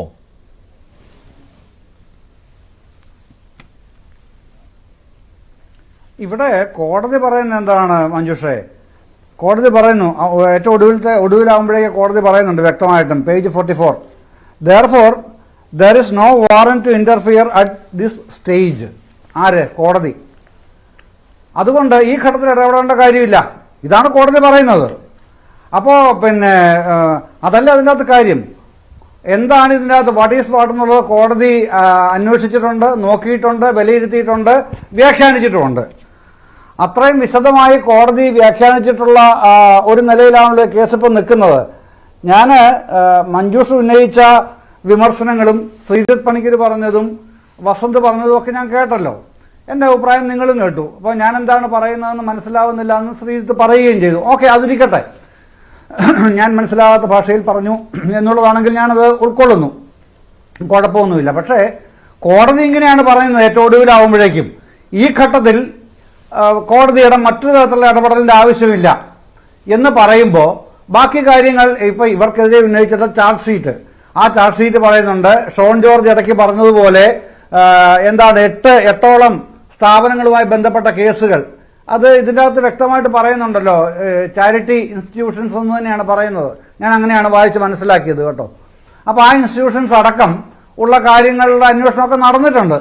അപ്പോൾ ഇനി അവർക്ക് അവരുടെ ഭാഗം പറയാനുള്ള പിന്നെ സമയമാണ് ഉള്ളത്. അതുകൊണ്ട് ഇത് തള്ളാൻ കഴിയില്ല. കേസ് നിലനിൽക്കത്തക്കതാണ്. അതിന് കോടതിയുടെ ഈ അന്വേഷണം തടയാതെയുള്ള ഉത്തരവും പിന്നെ അതിലെ പരാമർശങ്ങളും ഒക്കെ മാറ്റി നിർത്തിക്കഴിഞ്ഞാൽ ഇതിന് വലിയൊരു ധാർമ്മിക പ്രശ്നവും ഒക്കെ ഉണ്ട്. ശ്രീ എം ജയചന്ദ്രൻ, പൊതുസമക്ഷം മനസ്സിലാക്കുന്ന കാര്യം, ഈ 2016-2019 കാലഘട്ടത്തിലൊക്കെ മുഖ്യമന്ത്രിയുടെ മകളുടെ കമ്പനിയായ എക്സാലോജിക് CMRൽ നിന്ന് പണം കൈപ്പറ്റുന്നു, തിരിച്ച് സേവനമൊന്നും കൊടുക്കുന്നില്ല. അതാണല്ലോ ഇതിൻ്റെ അന്വേഷണത്തിൻ്റെ കാതൽ എന്ന് പറയുന്നത്. അതായത് വെറുതെ പണം കൈപ്പറ്റുന്നു എന്നുള്ളതാണ്. അവിടെ മറുവശത്ത് നോക്കിക്കഴിഞ്ഞാൽ അതേ സമയത്ത് തന്നെ ഈ CMRലിൻ്റെ അപേക്ഷകൾ മുഖ്യമന്ത്രിയുടെ ഓഫീസിലാണ്. അറിയാമല്ലോ, അതാണല്ലോ ഇപ്പോൾ പുറത്തു വന്നുകൊണ്ടിരിക്കുന്നത്. അപ്പോൾ നമ്മളൊക്കെ എന്ത് മനസ്സിലാക്കണം? അങ്ങനെ ഒരു ഫേവറിന് വേണ്ടി CMRൽ ഈ പണം കൊടുക്കുന്നു മുഖ്യമന്ത്രിയുടെ മകൾക്ക് എന്നല്ലേ? അതിനപ്പുറം എന്ത് ചിന്തിക്കാനാണ്? അതല്ലെങ്കിൽ ഇങ്ങനെ ഒരു അപേക്ഷയോ ഒന്നും ഇല്ലാതിരിക്കണമായിരുന്നു. രണ്ട് കമ്പനികൾ തമ്മിലുള്ള ഇടപാട്, അതിൽ കമ്പനി നിയമപ്രകാരം ചില പ്രശ്നങ്ങൾ ഉണ്ടാകുന്നു, അതിനെക്കുറിച്ച് രജിസ്ട്രാർ ഓഫ് കമ്പനീസ് അന്വേഷിക്കുന്നു. അത്രയേ ഉണ്ടാകാൻ പാടുള്ളായിരുന്നു. പക്ഷേ അങ്ങനെയല്ല.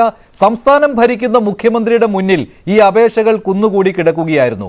മുഖ്യമന്ത്രി സ്വന്തം താല്പര്യത്തിൽ ആ ആ ഫയൽ തിരിച്ചു വിളിക്കുന്നുണ്ടായിരുന്നു വ്യവസായ മന്ത്രി വഴി. അതായത് കരിമണൽ ഖനനത്തിനുള്ള അനുമതിയുടെ കാര്യമാണ് KREMLന്, CMRലിൻ്റെ പ്രൊമോട്ടർ കമ്പനിയായ KREMLന്. അപ്പോൾ ഇതൊക്കെ ചേർത്ത് വായിക്കുമ്പോൾ എന്തൊക്കെയോ സംഭവിച്ചു കഴിഞ്ഞു ആ സമയത്ത്. അതിനുവേണ്ടിയുള്ള സമ്മാനം എന്ന നിലയ്ക്ക് ഇതിനെ കാണാൻ കഴിയുകയുള്ളൂ മുഖ്യമന്ത്രിയുടെ മകളുടെ കമ്പനിക്ക് വേണ്ടി. അതുമാത്രമല്ലല്ലോ, ഈ കിട്ടിയ പണം മാത്രമല്ല, എംപവർ ഇന്ത്യ ലിമിറ്റഡ് എന്നുള്ള കമ്പനി, കർത്തയാണ് അതിൻ്റെ ഡയറക്ടർ. അവിടെ നിന്ന് പണം കിട്ടിയതിനെ കുറിച്ച് പോലും ഈ ROC ചോദിച്ചിട്ടുണ്ട് വീണ വിജയനോട്. മറുപടി തൃപ്തികരമായിരുന്നില്ല. ഇതൊക്കെയാണ് ഈ SFIO അന്വേഷണത്തിലേക്ക് വന്നത്, ശ്രീ എം ജയചന്ദ്രൻ. അപ്പോൾ പൊതുജനത്തിന് മനസ്സിലാവുന്നത് ഇതൊക്കെയാണ്. എന്തൊക്കെ ഇപ്പോൾ കോടതി പറഞ്ഞു, അതിന്റെ സാങ്കേതികത്വവും നിയമവും എന്താണ് എന്നൊക്കെ. പക്ഷെ ഇതിന് കുറെ ധാർമ്മിക കാര്യങ്ങൾ അവിടെയുണ്ട്. അതാണ് CPM വ്യക്തമാക്കേണ്ടത്. അതെ അതെ അതെ അതെ അതെ മഞ്ജുഷ്, ഞാനത് താങ്കൾ പറഞ്ഞതിനോട് ഞാൻ വിയോജിക്കുകയല്ല. പക്ഷേ യാഥാർത്ഥ്യങ്ങൾ മറ്റു പലതും കൂടെയാണ് എന്ന് ആഡ് ചെയ്യുക മാത്രമേ ഞാൻ ചെയ്യുന്നുള്ളൂ. താങ്കൾ ഈ പറഞ്ഞതിനോട് ഞാൻ വിയോജിക്കുകയല്ല ചെയ്യുന്നത്. പക്ഷേ യാഥാർത്ഥ്യങ്ങൾ മറ്റു പലതും കൂടെയാണ്. എന്താണെന്ന് ചോദിച്ചാൽ അതിപ്പോഴല്ല, അതിനിയുള്ള ദിവസങ്ങളിലാണല്ലോ വരാനിരിക്കുന്നത്. കാരണം എവിടുന്നാണ് ഈ പറയുന്ന ഇതിൻ്റെ ജനസിസിനെ കുറിച്ച് താങ്കൾ സൂചിപ്പിച്ചല്ലോ. ആ ഉൽപ്പത്തി വരുമ്പോൾ എവിടുന്നാണ് ഇതിൻ്റെ ജനസിസ് എവിടുന്നാണ്? ഈ പറയുന്ന കരാറിൻ്റെ ജനസിസ് എന്ന് പറയുന്നത് അത് 1995-ലാണെന്നേ. അതിൻ്റെ കാര്യങ്ങളൊക്കെ എൻ്റെ കയ്യിലുണ്ട്. പിന്നീട് റീജനറേറ്റ് ചെയ്യപ്പെടുന്നത് 2002-ലാണ്. അത് മുതൽ വേറെ ഒരുപാട് കാര്യങ്ങൾ 2002 കോടതിയിലേക്ക് അക്കാര്യം വന്നിട്ടില്ല ഇതുവരെ. അതിനെ അടുത്ത ഘട്ടത്തിൽ വന്നേക്കാം. പക്ഷേ ഇപ്പോൾ തന്നെ നമ്മുടെ മുന്നിൽ ചർച്ചാ വിഷയമായിട്ട് ആ കരിമണൽ ഖനന പദ്ധതിയുണ്ട്. അതിൽ CMRLന്റെ പങ്കാളിത്തമുണ്ട്. അതിൽ സംസ്ഥാന താല്പര്യത്തിന് വിരുദ്ധമായി, പാർട്ടി താല്പര്യത്തിന് വിരുദ്ധമായി, സർക്കാരിന്റെ നയത്തിന് വിരുദ്ധമായി ചില ഇടപെടലുകൾ നടത്താൻ മുഖ്യമന്ത്രി മുന്നിലുണ്ടായിരുന്നു. ഒറ്റ ചോദ്യമേ ഉള്ളൂ ശ്രീ M. ജയചന്ദ്രൻ, മുഖ്യമന്ത്രിയുടെ മകളുടെ കമ്പനി CMRLുമായി ഒരു ഇടപാട് നടത്തുമ്പോൾ അതേ കമ്പനിയുടെ ഇത്തരത്തിലുള്ള അനധികൃതമായ അപേക്ഷ, അതിൽ വ്യവസായ മന്ത്രി വഴി ആ ഫയൽ വിളിച്ചു വരുത്തുമ്പോൾ മുഖ്യമന്ത്രിയുടെ കൈ വിറച്ചില്ലേ?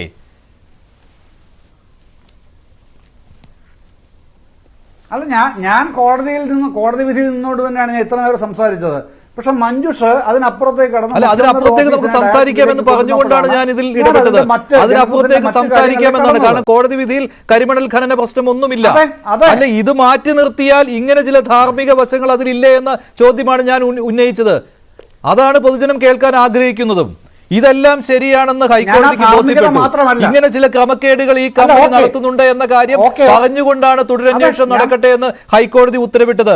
അപ്പോൾ അതേ സമയത്ത് നടന്ന ചില കാര്യങ്ങൾ, കോടതിയിൽ എത്താത്ത ചില കാര്യങ്ങൾ, അത് നമ്മൾ ചർച്ച ചെയ്യേണ്ടേ? അതാണ് ഞാൻ ചോദിച്ചത്. മുഖ്യമന്ത്രിക്ക് അന്ന് കൈവിറച്ചില്ലേ എന്ന്. സ്വന്തം മകൾ CMRL എന്ന കമ്പനിയുമായി ഒരു കരാറിൽ ഏർപ്പെട്ട് പണം വാങ്ങുന്നു. അതേ സമയത്ത് ആ കമ്പനിക്ക് ചില അനധികൃത കാര്യങ്ങൾ ചെയ്തു കൊടുക്കാൻ മുഖ്യമന്ത്രി ശ്രമിച്ചോ ഇല്ലയോ? അല്ല, മഞ്ജുഷ ചോദിച്ച ആ കാര്യങ്ങളോട് വിയോജിക്കാതെ തന്നെയാണ് ഞാൻ പറഞ്ഞത്.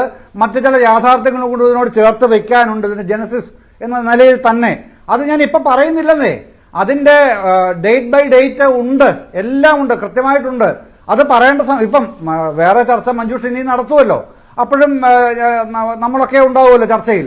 ഞാൻ പറയാം, ഡേറ്റ് ബൈ ഡേറ്റ് ആയിട്ട് അന്ന് പറയാം. പക്ഷേ ഇപ്പോൾ മുമ്പിലുള്ളത് കർണാടക ഹൈക്കോടതി വിധിയും അതിൻ്റെ പ്രസക്ത കാര്യങ്ങളുമാണല്ലോ നമ്മൾ ചർച്ച ചെയ്യുന്നതുകൊണ്ട് മാത്രമാണ് ഞാൻ അതിൻ്റെ മറ്റു കാര്യങ്ങളിലേക്ക് പോവാത്തത്. ശരി, ശ്രീജിത്ത് പണിക്കർ, ഇനി ചർച്ച ചെയ്യേണ്ടി വരുന്നത് അതേ വിഷയങ്ങളാണല്ലോ. ഇനി അടുത്ത കേസ് ഹൈക്കോടതിയിലേക്ക് വരട്ടെ. കാരണം ഇനിയും അന്വേഷണം തടയണം എന്നാവശ്യപ്പെട്ട് ഡിവിഷൻ ബെഞ്ചിലേക്ക് ഹർജി വരും. ഷോൺ ജോർജ് ഇതിന് പുറകിലുണ്ട്. ഷോൺ, കരിമണൽ ഖനന സംഭവം ഇപ്പോൾ തന്നെ പൊതുസമക്ഷം അവതരിപ്പിച്ചു കഴിഞ്ഞു. അതിന്റെ വിവരങ്ങൾ അന്വേഷണ ഏജൻസികൾക്ക് നൽകും. അതുപോലെ തന്നെ മാത്യു കുഴൽനാടൻ ഓരോ ദിവസവും പുതിയ ആരോപണങ്ങൾ കൊണ്ടുവരുന്നുണ്ട്. അതിൽ ഇന്ന് തോട്ടപ്പള്ളി സ്പിൽവേയിലെ കരിമണൽ എടുക്കുന്നതിൽ കാണിച്ച ആ ഒരു ആർജവം, അതെന്തിനു വേണ്ടിയാണ്?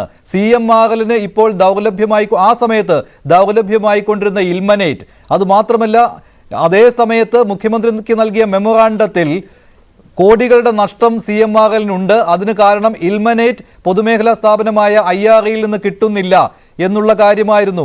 അവിടെ KREML എന്നുള്ള ഒരു കമ്പനി പൊതുമേഖലയിൽ സ്ഥാപിച്ചിരുന്നു. CMRLനെ കൂടി ഉൾപ്പെടുത്തി CMRLനെ പൊതുമേഖലയിൽ കൊണ്ടുവരുവാനുള്ള ശ്രമം നടത്തിയിരുന്നു.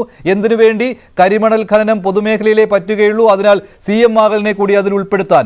അപ്പോൾ ഈ CMRL കമ്പനിക്ക് 2016-2019 കാലഘട്ടത്തിൽ അനധികൃതമായി കുറേയേറെ കാര്യങ്ങൾ കിട്ടി. സംസ്ഥാനത്തിന്റെ വ്യവസായ നയം കരിമണൽ ഖനനം സ്വകാര്യ വ്യക്തികൾക്ക് നൽകുന്നതിന് എതിരാണെങ്കിൽ പോലും മറ്റു വളഞ്ഞ വഴികളിലൂടെ നൽകി. അതിൽ തോട്ടപ്പള്ളി സ്പിൽവേയിലെ കരിമണൽ എടുക്കുന്നത് വന്നു. അവിടെ IREയിൽ നിന്ന് ഇൽമനേറ്റ് കിട്ടി. ആർക്ക് കിട്ടി? CMRLന് കിട്ടി. അവർ ലാഭത്തിലായി. അവരുടെ ബാലൻസ് ഷീറ്റിലുള്ളതാണല്ലോ, ലാഭത്തിലായി. ആ വൻ നഷ്ടത്തിൽ നിന്ന് വൻ ലാഭത്തിലേക്ക് കുതിച്ചു. ശ്രീജിത്ത് പണിക്കർ, ഇത് മാത്രം പോരെ, ഈ വിവരങ്ങൾ മാത്രം പോരെ? എന്താണ് 2016-19 എക്സാലോജിക്കും CMRLുമായി നടന്ന ഇടപാടിന് പിന്നിലുള്ള രഹസ്യങ്ങൾ എന്നറിയാൻ? തീർച്ചയായിട്ടും ഇതിലെ ഒരു പ്രധാനപ്പെട്ട കാര്യം, ഇങ്ങനെ ഒരു ഡീല് മുഖ്യമന്ത്രിയുടെ മകൾക്ക് നൽകി കഴിഞ്ഞാൽ എന്താണ് അതിൽ നിന്ന് CMRL ഉണ്ടായിരിക്കുന്ന നേട്ടം എന്നാണ് പലരും ചോദിക്കുന്നത്. അപ്പോൾ ഒരുപക്ഷെ ആ ഒരു കാര്യം ഇതിൽ വ്യക്തമായിട്ടുണ്ട് എന്നാണ് ഞാൻ മനസ്സിലാക്കുന്നത്. തന്നെയുമല്ല, CMRLനെതിരെയൊക്കെ തന്നെ വളരെ വലിയ രീതിയിലുള്ള പ്രക്ഷോഭങ്ങൾ ഈ ഒരു കാലഘട്ടത്തിൽ നടന്നിരുന്നതാണ് എന്ന് നമുക്കറിയാം. അപ്പോൾ ആ സമയത്തുണ്ടായിരുന്ന ഡിപ്പാർട്ട്മെന്റ് തലമായിട്ടുള്ള ചില മാറ്റങ്ങൾ, ചില അപ്പോയിന്റ്മെന്റുകൾ തുടങ്ങിയ ഒരുപാട് കാര്യങ്ങളെ പറ്റി ഇതിനോടകം തന്നെ സംസാരിച്ചിട്ടുണ്ട്. അപ്പൊ നമ്മളിങ്ങനെ മൊത്തത്തിൽ ഇതിൽ നടപ്പായിരിക്കുന്ന ഡീലുകളെ പറ്റിയിട്ടാണെങ്കിലും സംസ്ഥാന സർക്കാരിന്റെ പോളിസികളെ പറ്റിയിട്ടാണെങ്കിലും അതേപോലെ ആ സമയത്തുണ്ടായിരുന്ന പ്രക്ഷോഭങ്ങളെയും എല്ലാം കൂടെ ചേർത്ത് നോക്കിക്കഴിഞ്ഞാൽ എന്ത് ബന്ധുത്വം വഴിയാണ് ഈ കോൺട്രാക്ട് കിട്ടിയിരിക്കുന്നത് എന്നതുമായി ബന്ധപ്പെട്ട് കുറേയധികം കാര്യങ്ങൾ നിലവിലത്തെ സാഹചര്യത്തിൽ ഊഹിക്കാനെങ്കിലും കഴിയും. അപ്പൊ അതിന് പോലും മറുപടി പറയാനായിട്ട് ഇവരാരും തയ്യാറാകുന്നില്ല. ഒരുപക്ഷെ തുറക്കുന്നത് ഒരു പാൻഡോറാസ് ബോക്സ് ആണെന്ന് തോന്നുന്നത് കൊണ്ടായിരിക്കാം ഈ ഒരു അന്വേഷണത്തെ തടയുന്നതിന് വേണ്ടിയിട്ട് KSIDC ഇവിടെയും ഈ എക്സാലോജിക്ക് ബാംഗ്ലൂരിലും കേസിന് പോയിരിക്കുന്നത്. നോക്കൂ, ഇതൊക്കെ സാധാരണ യുക്തിയിൽ നമ്മൾ മനസ്സിലാക്കേണ്ടുന്ന കാര്യങ്ങളാണ്. ഇതിനൊക്കെ ഒരു ലോജിക് ഉണ്ട്. അപ്പൊ ആ ഒരു ലോജിക്ക് എനിക്ക് കിട്ടാത്തത് കൊണ്ടാണ് ശ്രീ ജയചന്ദ്രൻ ഇവിടെ പറഞ്ഞിരുന്ന കാര്യം എനിക്ക് സത്യമായിട്ടും കേട്ടിട്ട് മനസ്സിലായില്ല എന്ന് ഞാൻ പറഞ്ഞത്. അതല്ലാതെ അദ്ദേഹത്തിന് വിശദീകരിക്കാനുള്ള കഴിവില്ലാത്തത് കൊണ്ടോ അദ്ദേഹം പറഞ്ഞിരിക്കുന്ന കാര്യങ്ങൾ അതിന്റെ അക്ഷരാർത്ഥത്തിൽ മറ്റൊരാൾക്ക് മനസ്സിലാകാത്തത് കൊണ്ടോ അല്ല. ഇതിൽ ചില യുക്തിയുടെ ചില പ്രശ്നങ്ങളുണ്ട്. ഇപ്പൊ ഉദാഹരണത്തിന് അദ്ദേഹം തന്നെ ഇവിടെ പറഞ്ഞിരിക്കുന്നു, ഈ വിധിയിൽ പറഞ്ഞിരിക്കുന്ന 44-ാമത്തെ പേജിൽ നോക്കിക്കഴിഞ്ഞാൽ ഈ ഘട്ടത്തിൽ കോടതി ഇടപെടുന്നില്ല എന്ന്. അത് കേട്ടുകഴിഞ്ഞാൽ സാധാരണ ഇത് കണ്ടുകൊണ്ടിരിക്കുന്ന, ഈ വിധി വായിച്ചിട്ടില്ലാത്ത ഒരു പ്രേക്ഷകൻ എന്താണ് മനസ്സിലാക്കുക? അതായത് കുറേയധികം മെറിറ്റുള്ള കാര്യങ്ങൾ അവിടെ ഉണ്ട്. പക്ഷെ ഈ ഒരു ഘട്ടത്തിൽ നേരത്തെ ഇവിടെ പറഞ്ഞതുപോലെ അന്വേഷണത്തിന്റെ ആരംഭഘട്ടത്തിൽ അതിനെ തടസ്സപ്പെടുത്താനായിട്ട് ഒരു കോടതിയും തയ്യാറാകില്ല എന്നത് പറയുന്നത് പോലെ ഈ ഒരു സമയത്ത് ഞങ്ങൾ ഇതിനെപ്പറ്റി പരിഗണിക്കുന്നില്ല എന്ന നിലയ്ക്ക് കോടതി ഇത് തീരുമാനിച്ചു എന്നല്ലേ നമ്മൾ മനസ്സിലാക്കൂ. അതും ഇവരുടെ എല്ലാ പ്രയറുകൾക്കും ചേർന്നിട്ടാണ് ആ ഒരു നിലപാട് കോടതി സ്വീകരിച്ചത് എന്നല്ലേ നമ്മൾ മനസ്സിലാക്കൂ. പക്ഷെ അവിടുത്തെ പ്രധാനപ്പെട്ട പ്രശ്നം വീണ്ടും യുക്തിയുടേതാണ്. 44-ാമത്തെ പേജിലെ ആ ഒരു സെന്റൻസ് വായിക്കുന്നതിന് തൊട്ട് മുമ്പ് 43-ാമത്തെ പേജിൽ ആരംഭിച്ചിരിക്കുന്ന ആ പാരഗ്രാഫ് എന്താണെന്ന് വായിച്ചു കഴിഞ്ഞെങ്കിൽ മാത്രമേ ആ കോണ്ടെക്സ്റ്റ് മനസ്സിലാകൂ. അവിടെ പറഞ്ഞിരിക്കുന്നത് എക്സാലോജിക്ക് ബാംഗ്ലൂർ ഹൈക്കോടതിയിൽ പറഞ്ഞിരിക്കുന്ന 2ാമത്തെ സബ്മിഷനാണ്. ആ 2ാമത്തെ സബ്മിഷനിൽ അവർ പറഞ്ഞിരിക്കുന്നത് SFIO ഒരു ഇൻക്വയറി സ്റ്റാർട്ട് ചെയ്യുന്നതിന് വേണ്ടുന്ന രീതിയിലുള്ള കാരണങ്ങൾ എന്തൊക്കെയാണ് എന്ന് അവർ പറഞ്ഞിട്ടില്ല. അപ്പൊ അങ്ങനെ പറയണ്ടേ എന്നീ കാര്യങ്ങളെ പറ്റിയിട്ടാണ് സുപ്രീം കോടതി അവിടെ പറയുന്നത്, ബാംഗ്ലൂർ ഹൈക്കോടതി അവിടെ പറയുന്നത്. എന്നിട്ട് ബാംഗ്ലൂർ ഹൈക്കോടതി അത് പരിഗണിച്ചതിന് ശേഷം അതിന്റെ അവസാന ഭാഗത്ത് ഇപ്പൊ ഇടപെടേണ്ട എന്ന് പറയുന്നത് എന്ത് സാഹചര്യത്തിലാണെന്ന് വളരെ വ്യക്തമായിട്ട് പറയുന്നുണ്ട്. അതിങ്ങനെയാണ്: if the Union of India has thought it fit to entrust the investigation to the SFIO, കേന്ദ്ര സർക്കാർ SFIO അന്വേഷണം നടത്തണം എന്ന് തീരുമാനിച്ചിട്ടുണ്ടെങ്കിൽ, owing to certain factors which have emerged while conduct of investigation under section 210 and in public interest, section 210 അനുസരിച്ച് ROC ചില അന്വേഷണങ്ങൾ നടത്തുന്ന സമയത്ത് അതുമായി ബന്ധപ്പെട്ട് ഇനി കൂടുതലായിട്ടുള്ള ഒരു അന്വേഷണം SFIOയുടെ ഭാഗത്ത് ഉണ്ടാകണമെന്നും അത് പൊതുതാൽപര്യത്തിലാണ് എന്നും ഒരു ബോധം കേന്ദ്ര സർക്കാരിനുണ്ട് എങ്കിൽ, this court in exercise of its jurisdiction under Article 226 of the Constitution of India would not by a stroke of pen annul such opinion of the Union of India unless it is contrary to the statute or the action is demonstrably arbitrary. അതായത് ഈ ഒരു കാര്യത്തിനെ മറികടക്കാനായിട്ട് കോടതി തയ്യാറാവില്ല. Article 226 പറയുന്ന അധികാരം ഉപയോഗിച്ച് തയ്യാറാകില്ല. എപ്പോഴാണ് ഇതിൽ ആർബിട്രറി ആയിട്ടുള്ള എന്തെങ്കിലും കാര്യമുണ്ട് എന്നുള്ളതും അത് സ്റ്റാറ്റ്യൂട്ടിന് വിരുദ്ധമാണ് എന്നും തെളിയിക്കാൻ സാധിച്ചില്ല എങ്കിൽ ഞങ്ങൾ ഇടപെടില്ല എന്നാണ്. എന്തായിരുന്നു സാർ ഇതിലെ പ്രയർ? ഒറിജിനൽ പ്രയർ ഞാൻ ആദ്യമേ പറഞ്ഞു, that it was arbitrary, that it was illegal, that it was bad in law. ഈ 3 കാര്യങ്ങൾ പറഞ്ഞുകൊണ്ടാണ് ഈ മുന്തിയ വക്കീൽ അവിടെ കോടതിയിൽ പോയത്. കോടതി പറയുന്നത് ഈ 2ാമത്തെ പ്രയറിന്റെ കോണ്ടെക്സ്റ്റിൽ നോക്കിക്കഴിഞ്ഞാലും ഇത് ആർബിട്രറി ആണെന്നോ അതല്ല എങ്കിൽ ഇത് സ്റ്റാറ്റ്യൂട്ടിന് വിരുദ്ധമാണെന്നോ പ്രൂവ് ചെയ്യാനായിട്ട് ഇവിടെ സാധിച്ചിട്ടില്ല എന്നാണ്. അതുകൊണ്ട് ഞങ്ങൾ ഇതിനെ അനൽ ചെയ്യുന്ന ഒരു പരിപാടിയില്ല. കേന്ദ്ര സർക്കാരിന്റെ ഈ ഓർഡറിനെ ഞങ്ങൾ ഇത് മാറ്റുകയില്ല. അത് വളരെ വ്യക്തമായിട്ട് അടുത്ത ലൈനിൽ പറയുന്നുണ്ട്, neither of the two is present in the case at hand. അതായത് നിങ്ങൾ ഈ പറഞ്ഞിരിക്കുന്ന ആർബിട്രറി ആണ് എന്ന് പറയുന്ന കാര്യമോ സ്റ്റാറ്റ്യൂട്ട് വിരുദ്ധമാണോ എന്ന് പറയുന്ന കാര്യമോ ഇവിടെ ഇല്ല, അത് നിലനിൽക്കുന്നില്ല എന്ന് വളരെ വ്യക്തമായിട്ട് പറയുന്നുണ്ട്. എന്നിട്ടാണ് ലാസ്റ്റിൽ പറയുന്നത്, therefore there is no warrant to interfere at this stage. അതുകൊണ്ട് ഞങ്ങൾ ഈ ഘട്ടത്തിൽ ഇടപെടില്ല എന്ന് പറഞ്ഞാൽ അതിനർത്ഥം SFIO പറഞ്ഞിരിക്കുന്ന കാര്യത്തിനോട് കോടതി യോജിച്ചു എന്നാണ്. അതല്ലാതെ ശ്രീ ജയചന്ദ്രൻ വാദിച്ചിരിക്കുന്നത് പോലെ കേട്ട് കഴിഞ്ഞാൽ, നോക്കൂ ഇത് പ്രാരംഭഘട്ടമാണ്, ഈ സമയത്ത് കോടതി ഇടപെടില്ല, അന്വേഷണം നടക്കട്ടെ, മറ്റൊരു ഘട്ടത്തിൽ വേണമെങ്കിൽ നോക്കാം എന്ന അർത്ഥത്തിലേ അല്ല. അതുകൊണ്ടാണ് ഞാൻ പറഞ്ഞത്, ഇതിനെ ന്യായീകരിക്കുന്നതിന് വേണ്ടിയിട്ട് പലരും പല രീതികളിലേക്ക് കോടതി വിധികളൊക്കെ വ്യാഖ്യാനിക്കും. ഈ ഒരു ഘട്ടത്തിൽ എനിക്ക് പറയാനുള്ളത്, ഒരാൾ വ്യാഖ്യാനിക്കുന്നതിന്റെ പ്രശ്നം കൊണ്ടോ ഒന്നുമല്ല. ഞാൻ പറയുന്നത് എനിക്കൊരു അഭ്യർത്ഥനയാണ്, അത് കുറെ കാലമായിട്ടുള്ള അഭ്യർത്ഥനയാണ്. നമ്മുടെ നാട്ടിൽ ഇങ്ങനെ വിധികളൊക്കെ വരുന്ന സമയത്ത് ഇത് ആപ്ലിക്കബിൾ ആയിട്ടുള്ള സംസ്ഥാനം ഏതാണോ, ഇവരുടെയൊക്കെ സംസ്ഥാനങ്ങൾ ഏതാണോ അവിടെയുള്ള പ്രാദേശിക ഭാഷകളിലെങ്കിലും ഈ കോടതി വിധികൾ പകർത്തി ഇങ്ങനെ നൽകാനുള്ള ഒരു നിയമം, അത് നടപടി അങ്ങനെ ഉണ്ടാകണം. അതല്ല എങ്കിൽ ഈ പ്രശ്നം കുറെ അധികം വ്യാഖ്യാനത്തിൽ വരുന്ന എം ജയചന്ദ്രൻ സർ, താങ്കൾ എന്തോ പറയാൻ ആഗ്രഹിച്ചിരുന്നു ആദ്യം, നേരത്തെ ശ്രീജിത്തിലേക്ക് പോകുന്നതിന് മുമ്പ്. അതെന്താണ്? എനിക്ക് വസന്തയിലേക്കും കൂടെ പോകണം. അല്ല, അത് ശ്രീജിത്തിന്റെ ഒരു കൗശലമല്ലേ കാണിച്ചത്. ഞാൻ പറഞ്ഞത് കോടതി വിധിയിൽ അങ്ങനെ പറഞ്ഞിട്ടുണ്ട്, ഈ ഘട്ടത്തിൽ ഇടപെടുന്നില്ല എന്നുള്ളത്. ഞാൻ ഈ കേസിനെ സംബന്ധിച്ച് വ്യക്തമായി കരിമണലിന്റെ കാര്യത്തിൽ എന്തോ ഒരു സംശയം. അല്ല, അത് പറയാം. അല്ല, അത് ആ കാര്യം അത് മാത്രം ഉണ്ട്. അതാണ് പറയാനുള്ളത്. ഈ 2019 വെള്ളപ്പൊക്ക സമയത്ത് കരിമണലെടുത്തല്ലോ തോട്ടപ്പള്ളി പൊഴിയിൽ നിന്ന്, അതിനെക്കുറിച്ചാണ് പറഞ്ഞുകൊണ്ട് നടക്കുന്ന എല്ലാവരും, ഈ കോൺഗ്രസ് നേതാക്കളും മൊത്തത്തിലും. അന്ന് എൻ്റെ അറിയാമല്ലോ, നാട് കുട്ടനാട്ടാണ്. ഞാൻ കുട്ടനാട്ടിലെ പ്രധാനപ്പെട്ട ഒരു പാടശേഖരത്തിൽ 550 ഏക്കറുള്ള പാടശേഖരത്തിൻ്റെ പ്രസിഡൻ്റായിരുന്നു അന്ന്. പിന്നെ ഇവിടെ തോട്ടപ്പള്ളി പൊഴിയിൽ മണലെടുക്കുകയാണ്.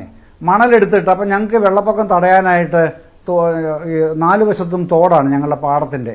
അപ്പോൾ വെള്ളം കവിഞ്ഞു കയറുന്ന തടയാനായിട്ട് ചാക്കിൽ മണലെടുക്കുന്നതാണ് ഞങ്ങളുടെ 12 കിലോമീറ്റർ ചുറ്റളവുണ്ട് പാടത്തിന്, വലിയ പാടമായതുകൊണ്ട് ചെയ്യണം. പല പാടങ്ങളും അപേക്ഷിച്ചു. കൃഷിഭവൻ വഴിയാണ്, അതായത് പഞ്ചായത്തുകളിലെ കൃഷിഭവൻ വഴിയാണ് അപേക്ഷിക്കുന്നത്. അവരുടനെ കൃഷി ഓഫീസറെ കുറിച്ച് തന്നു. ഞങ്ങൾ ഈ തോട്ടപ്പള്ളി പൊഴിയിൽ പോയി അവിടുന്ന് മണലെടുക്കുന്നു. നേരെ ഞങ്ങളുടെ പിന്നെ ലോറികളിലേക്ക്, ലോറി വാടക മാത്രം ഞങ്ങൾ കൊടുത്താൽ മതി, ഒറ്റ പൈസ കൊടുക്കണ്ട തരുന്ന മണലിന്. ആ മണൽ ഞങ്ങൾ ഞങ്ങളുടെ പാടശേഖര കമ്മിറ്റി ഓഫീസിൽ കൊണ്ടുവന്ന് നിറച്ചിടും, ചാക്കിൽ കെട്ടി തോടുകളിലെ ചുറ്റുപാടും അടുക്കി വെക്കും. ഇതാണ് ഈ വലിയ വിലയുള്ള ഇൽമനേറ്റ് എന്ന് പറയുന്ന സാധനം. തോട്ടപ്പള്ളി പൊഴിയിൽ എവിടെയെങ്കിലും കിടക്കുന്ന ഇൽമനേറ്റ് കരിമണൽ എവിടെയെങ്കിലും കരിമണൽ ആരെങ്കിലും എടുത്തുകൊണ്ട് പൊക്കോട്ടെ എന്ന് പറയാമായിരുന്നു ശ്രീ. ഇതിനു വേണ്ടി പ്രത്യേക യോഗം വിളിക്കുന്നു. അല്ലാതെ കരിമണൽ അല്ലല്ലേ, അത് കരിമണലല്ലേ, അല്ല കരിമണലിന്റെ അനുഭവമാണ്. അത് ഈ ശേഷം വലിയ യോഗമായിരുന്നു തോട്ടപ്പള്ളി സ്പിൽവേ. അത് കരിമണലല്ലെന്ന്. അല്ല കരിമണലിന്റെ വെള്ളമണലാണ് മഞ്ജുഷ്, അത് വെള്ളമണലാണ് തോട്ടപ്പള്ളി പൊഴിയിലുള്ളത്. അല്ല, നിങ്ങൾ പറയുന്ന കരിമണൽ കറുത്ത മണലാണല്ലോ, ഇത് വെള്ളമണലാണെന്നേ. തോട്ടപ്പള്ളി പൊഴി നീക്കം ചെയ്ത് എടുത്തയാളാണ് ഞാൻ. എന്നെ പോലെ നിരവധി പാടശേഖരങ്ങളും. അപ്പൊ എന്തൊക്കെയാണെന്ന് പറയുന്നത് അനുഭവമാണ്. അത് കരിമണലല്ല, എടുത്തു കാണിക്കാം. നമ്മുടെ കർത്ത തന്നെ മുഖ്യമന്ത്രിക്ക് കൊടുത്ത് മെമ്മോറാണ്ടത്തിൽ പറയുന്നുണ്ട് കരിമണൽ ഞങ്ങൾക്ക് വേണമെന്ന്. അതില്ലാത്തത് കൊണ്ടാണ് ഞങ്ങളുടെ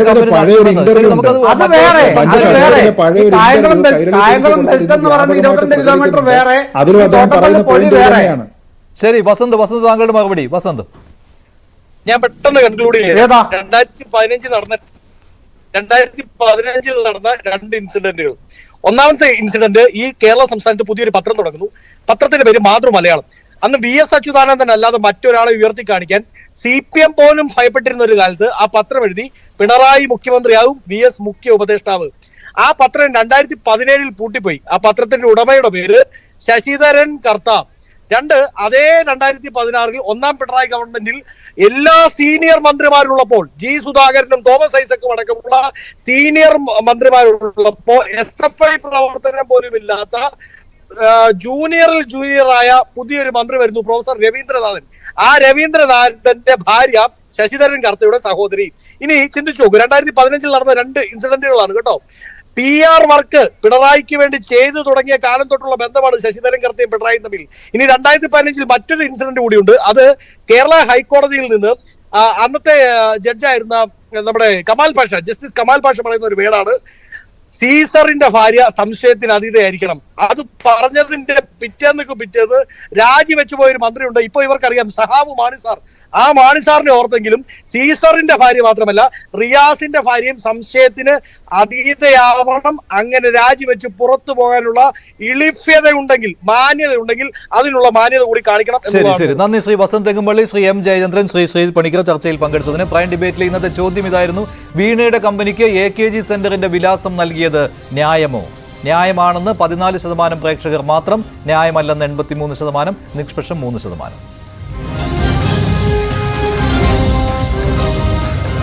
പ്രൈം ഡിബേറ്റ് അവസാനിക്കുന്നു. നന്ദി, നമസ്കാരം.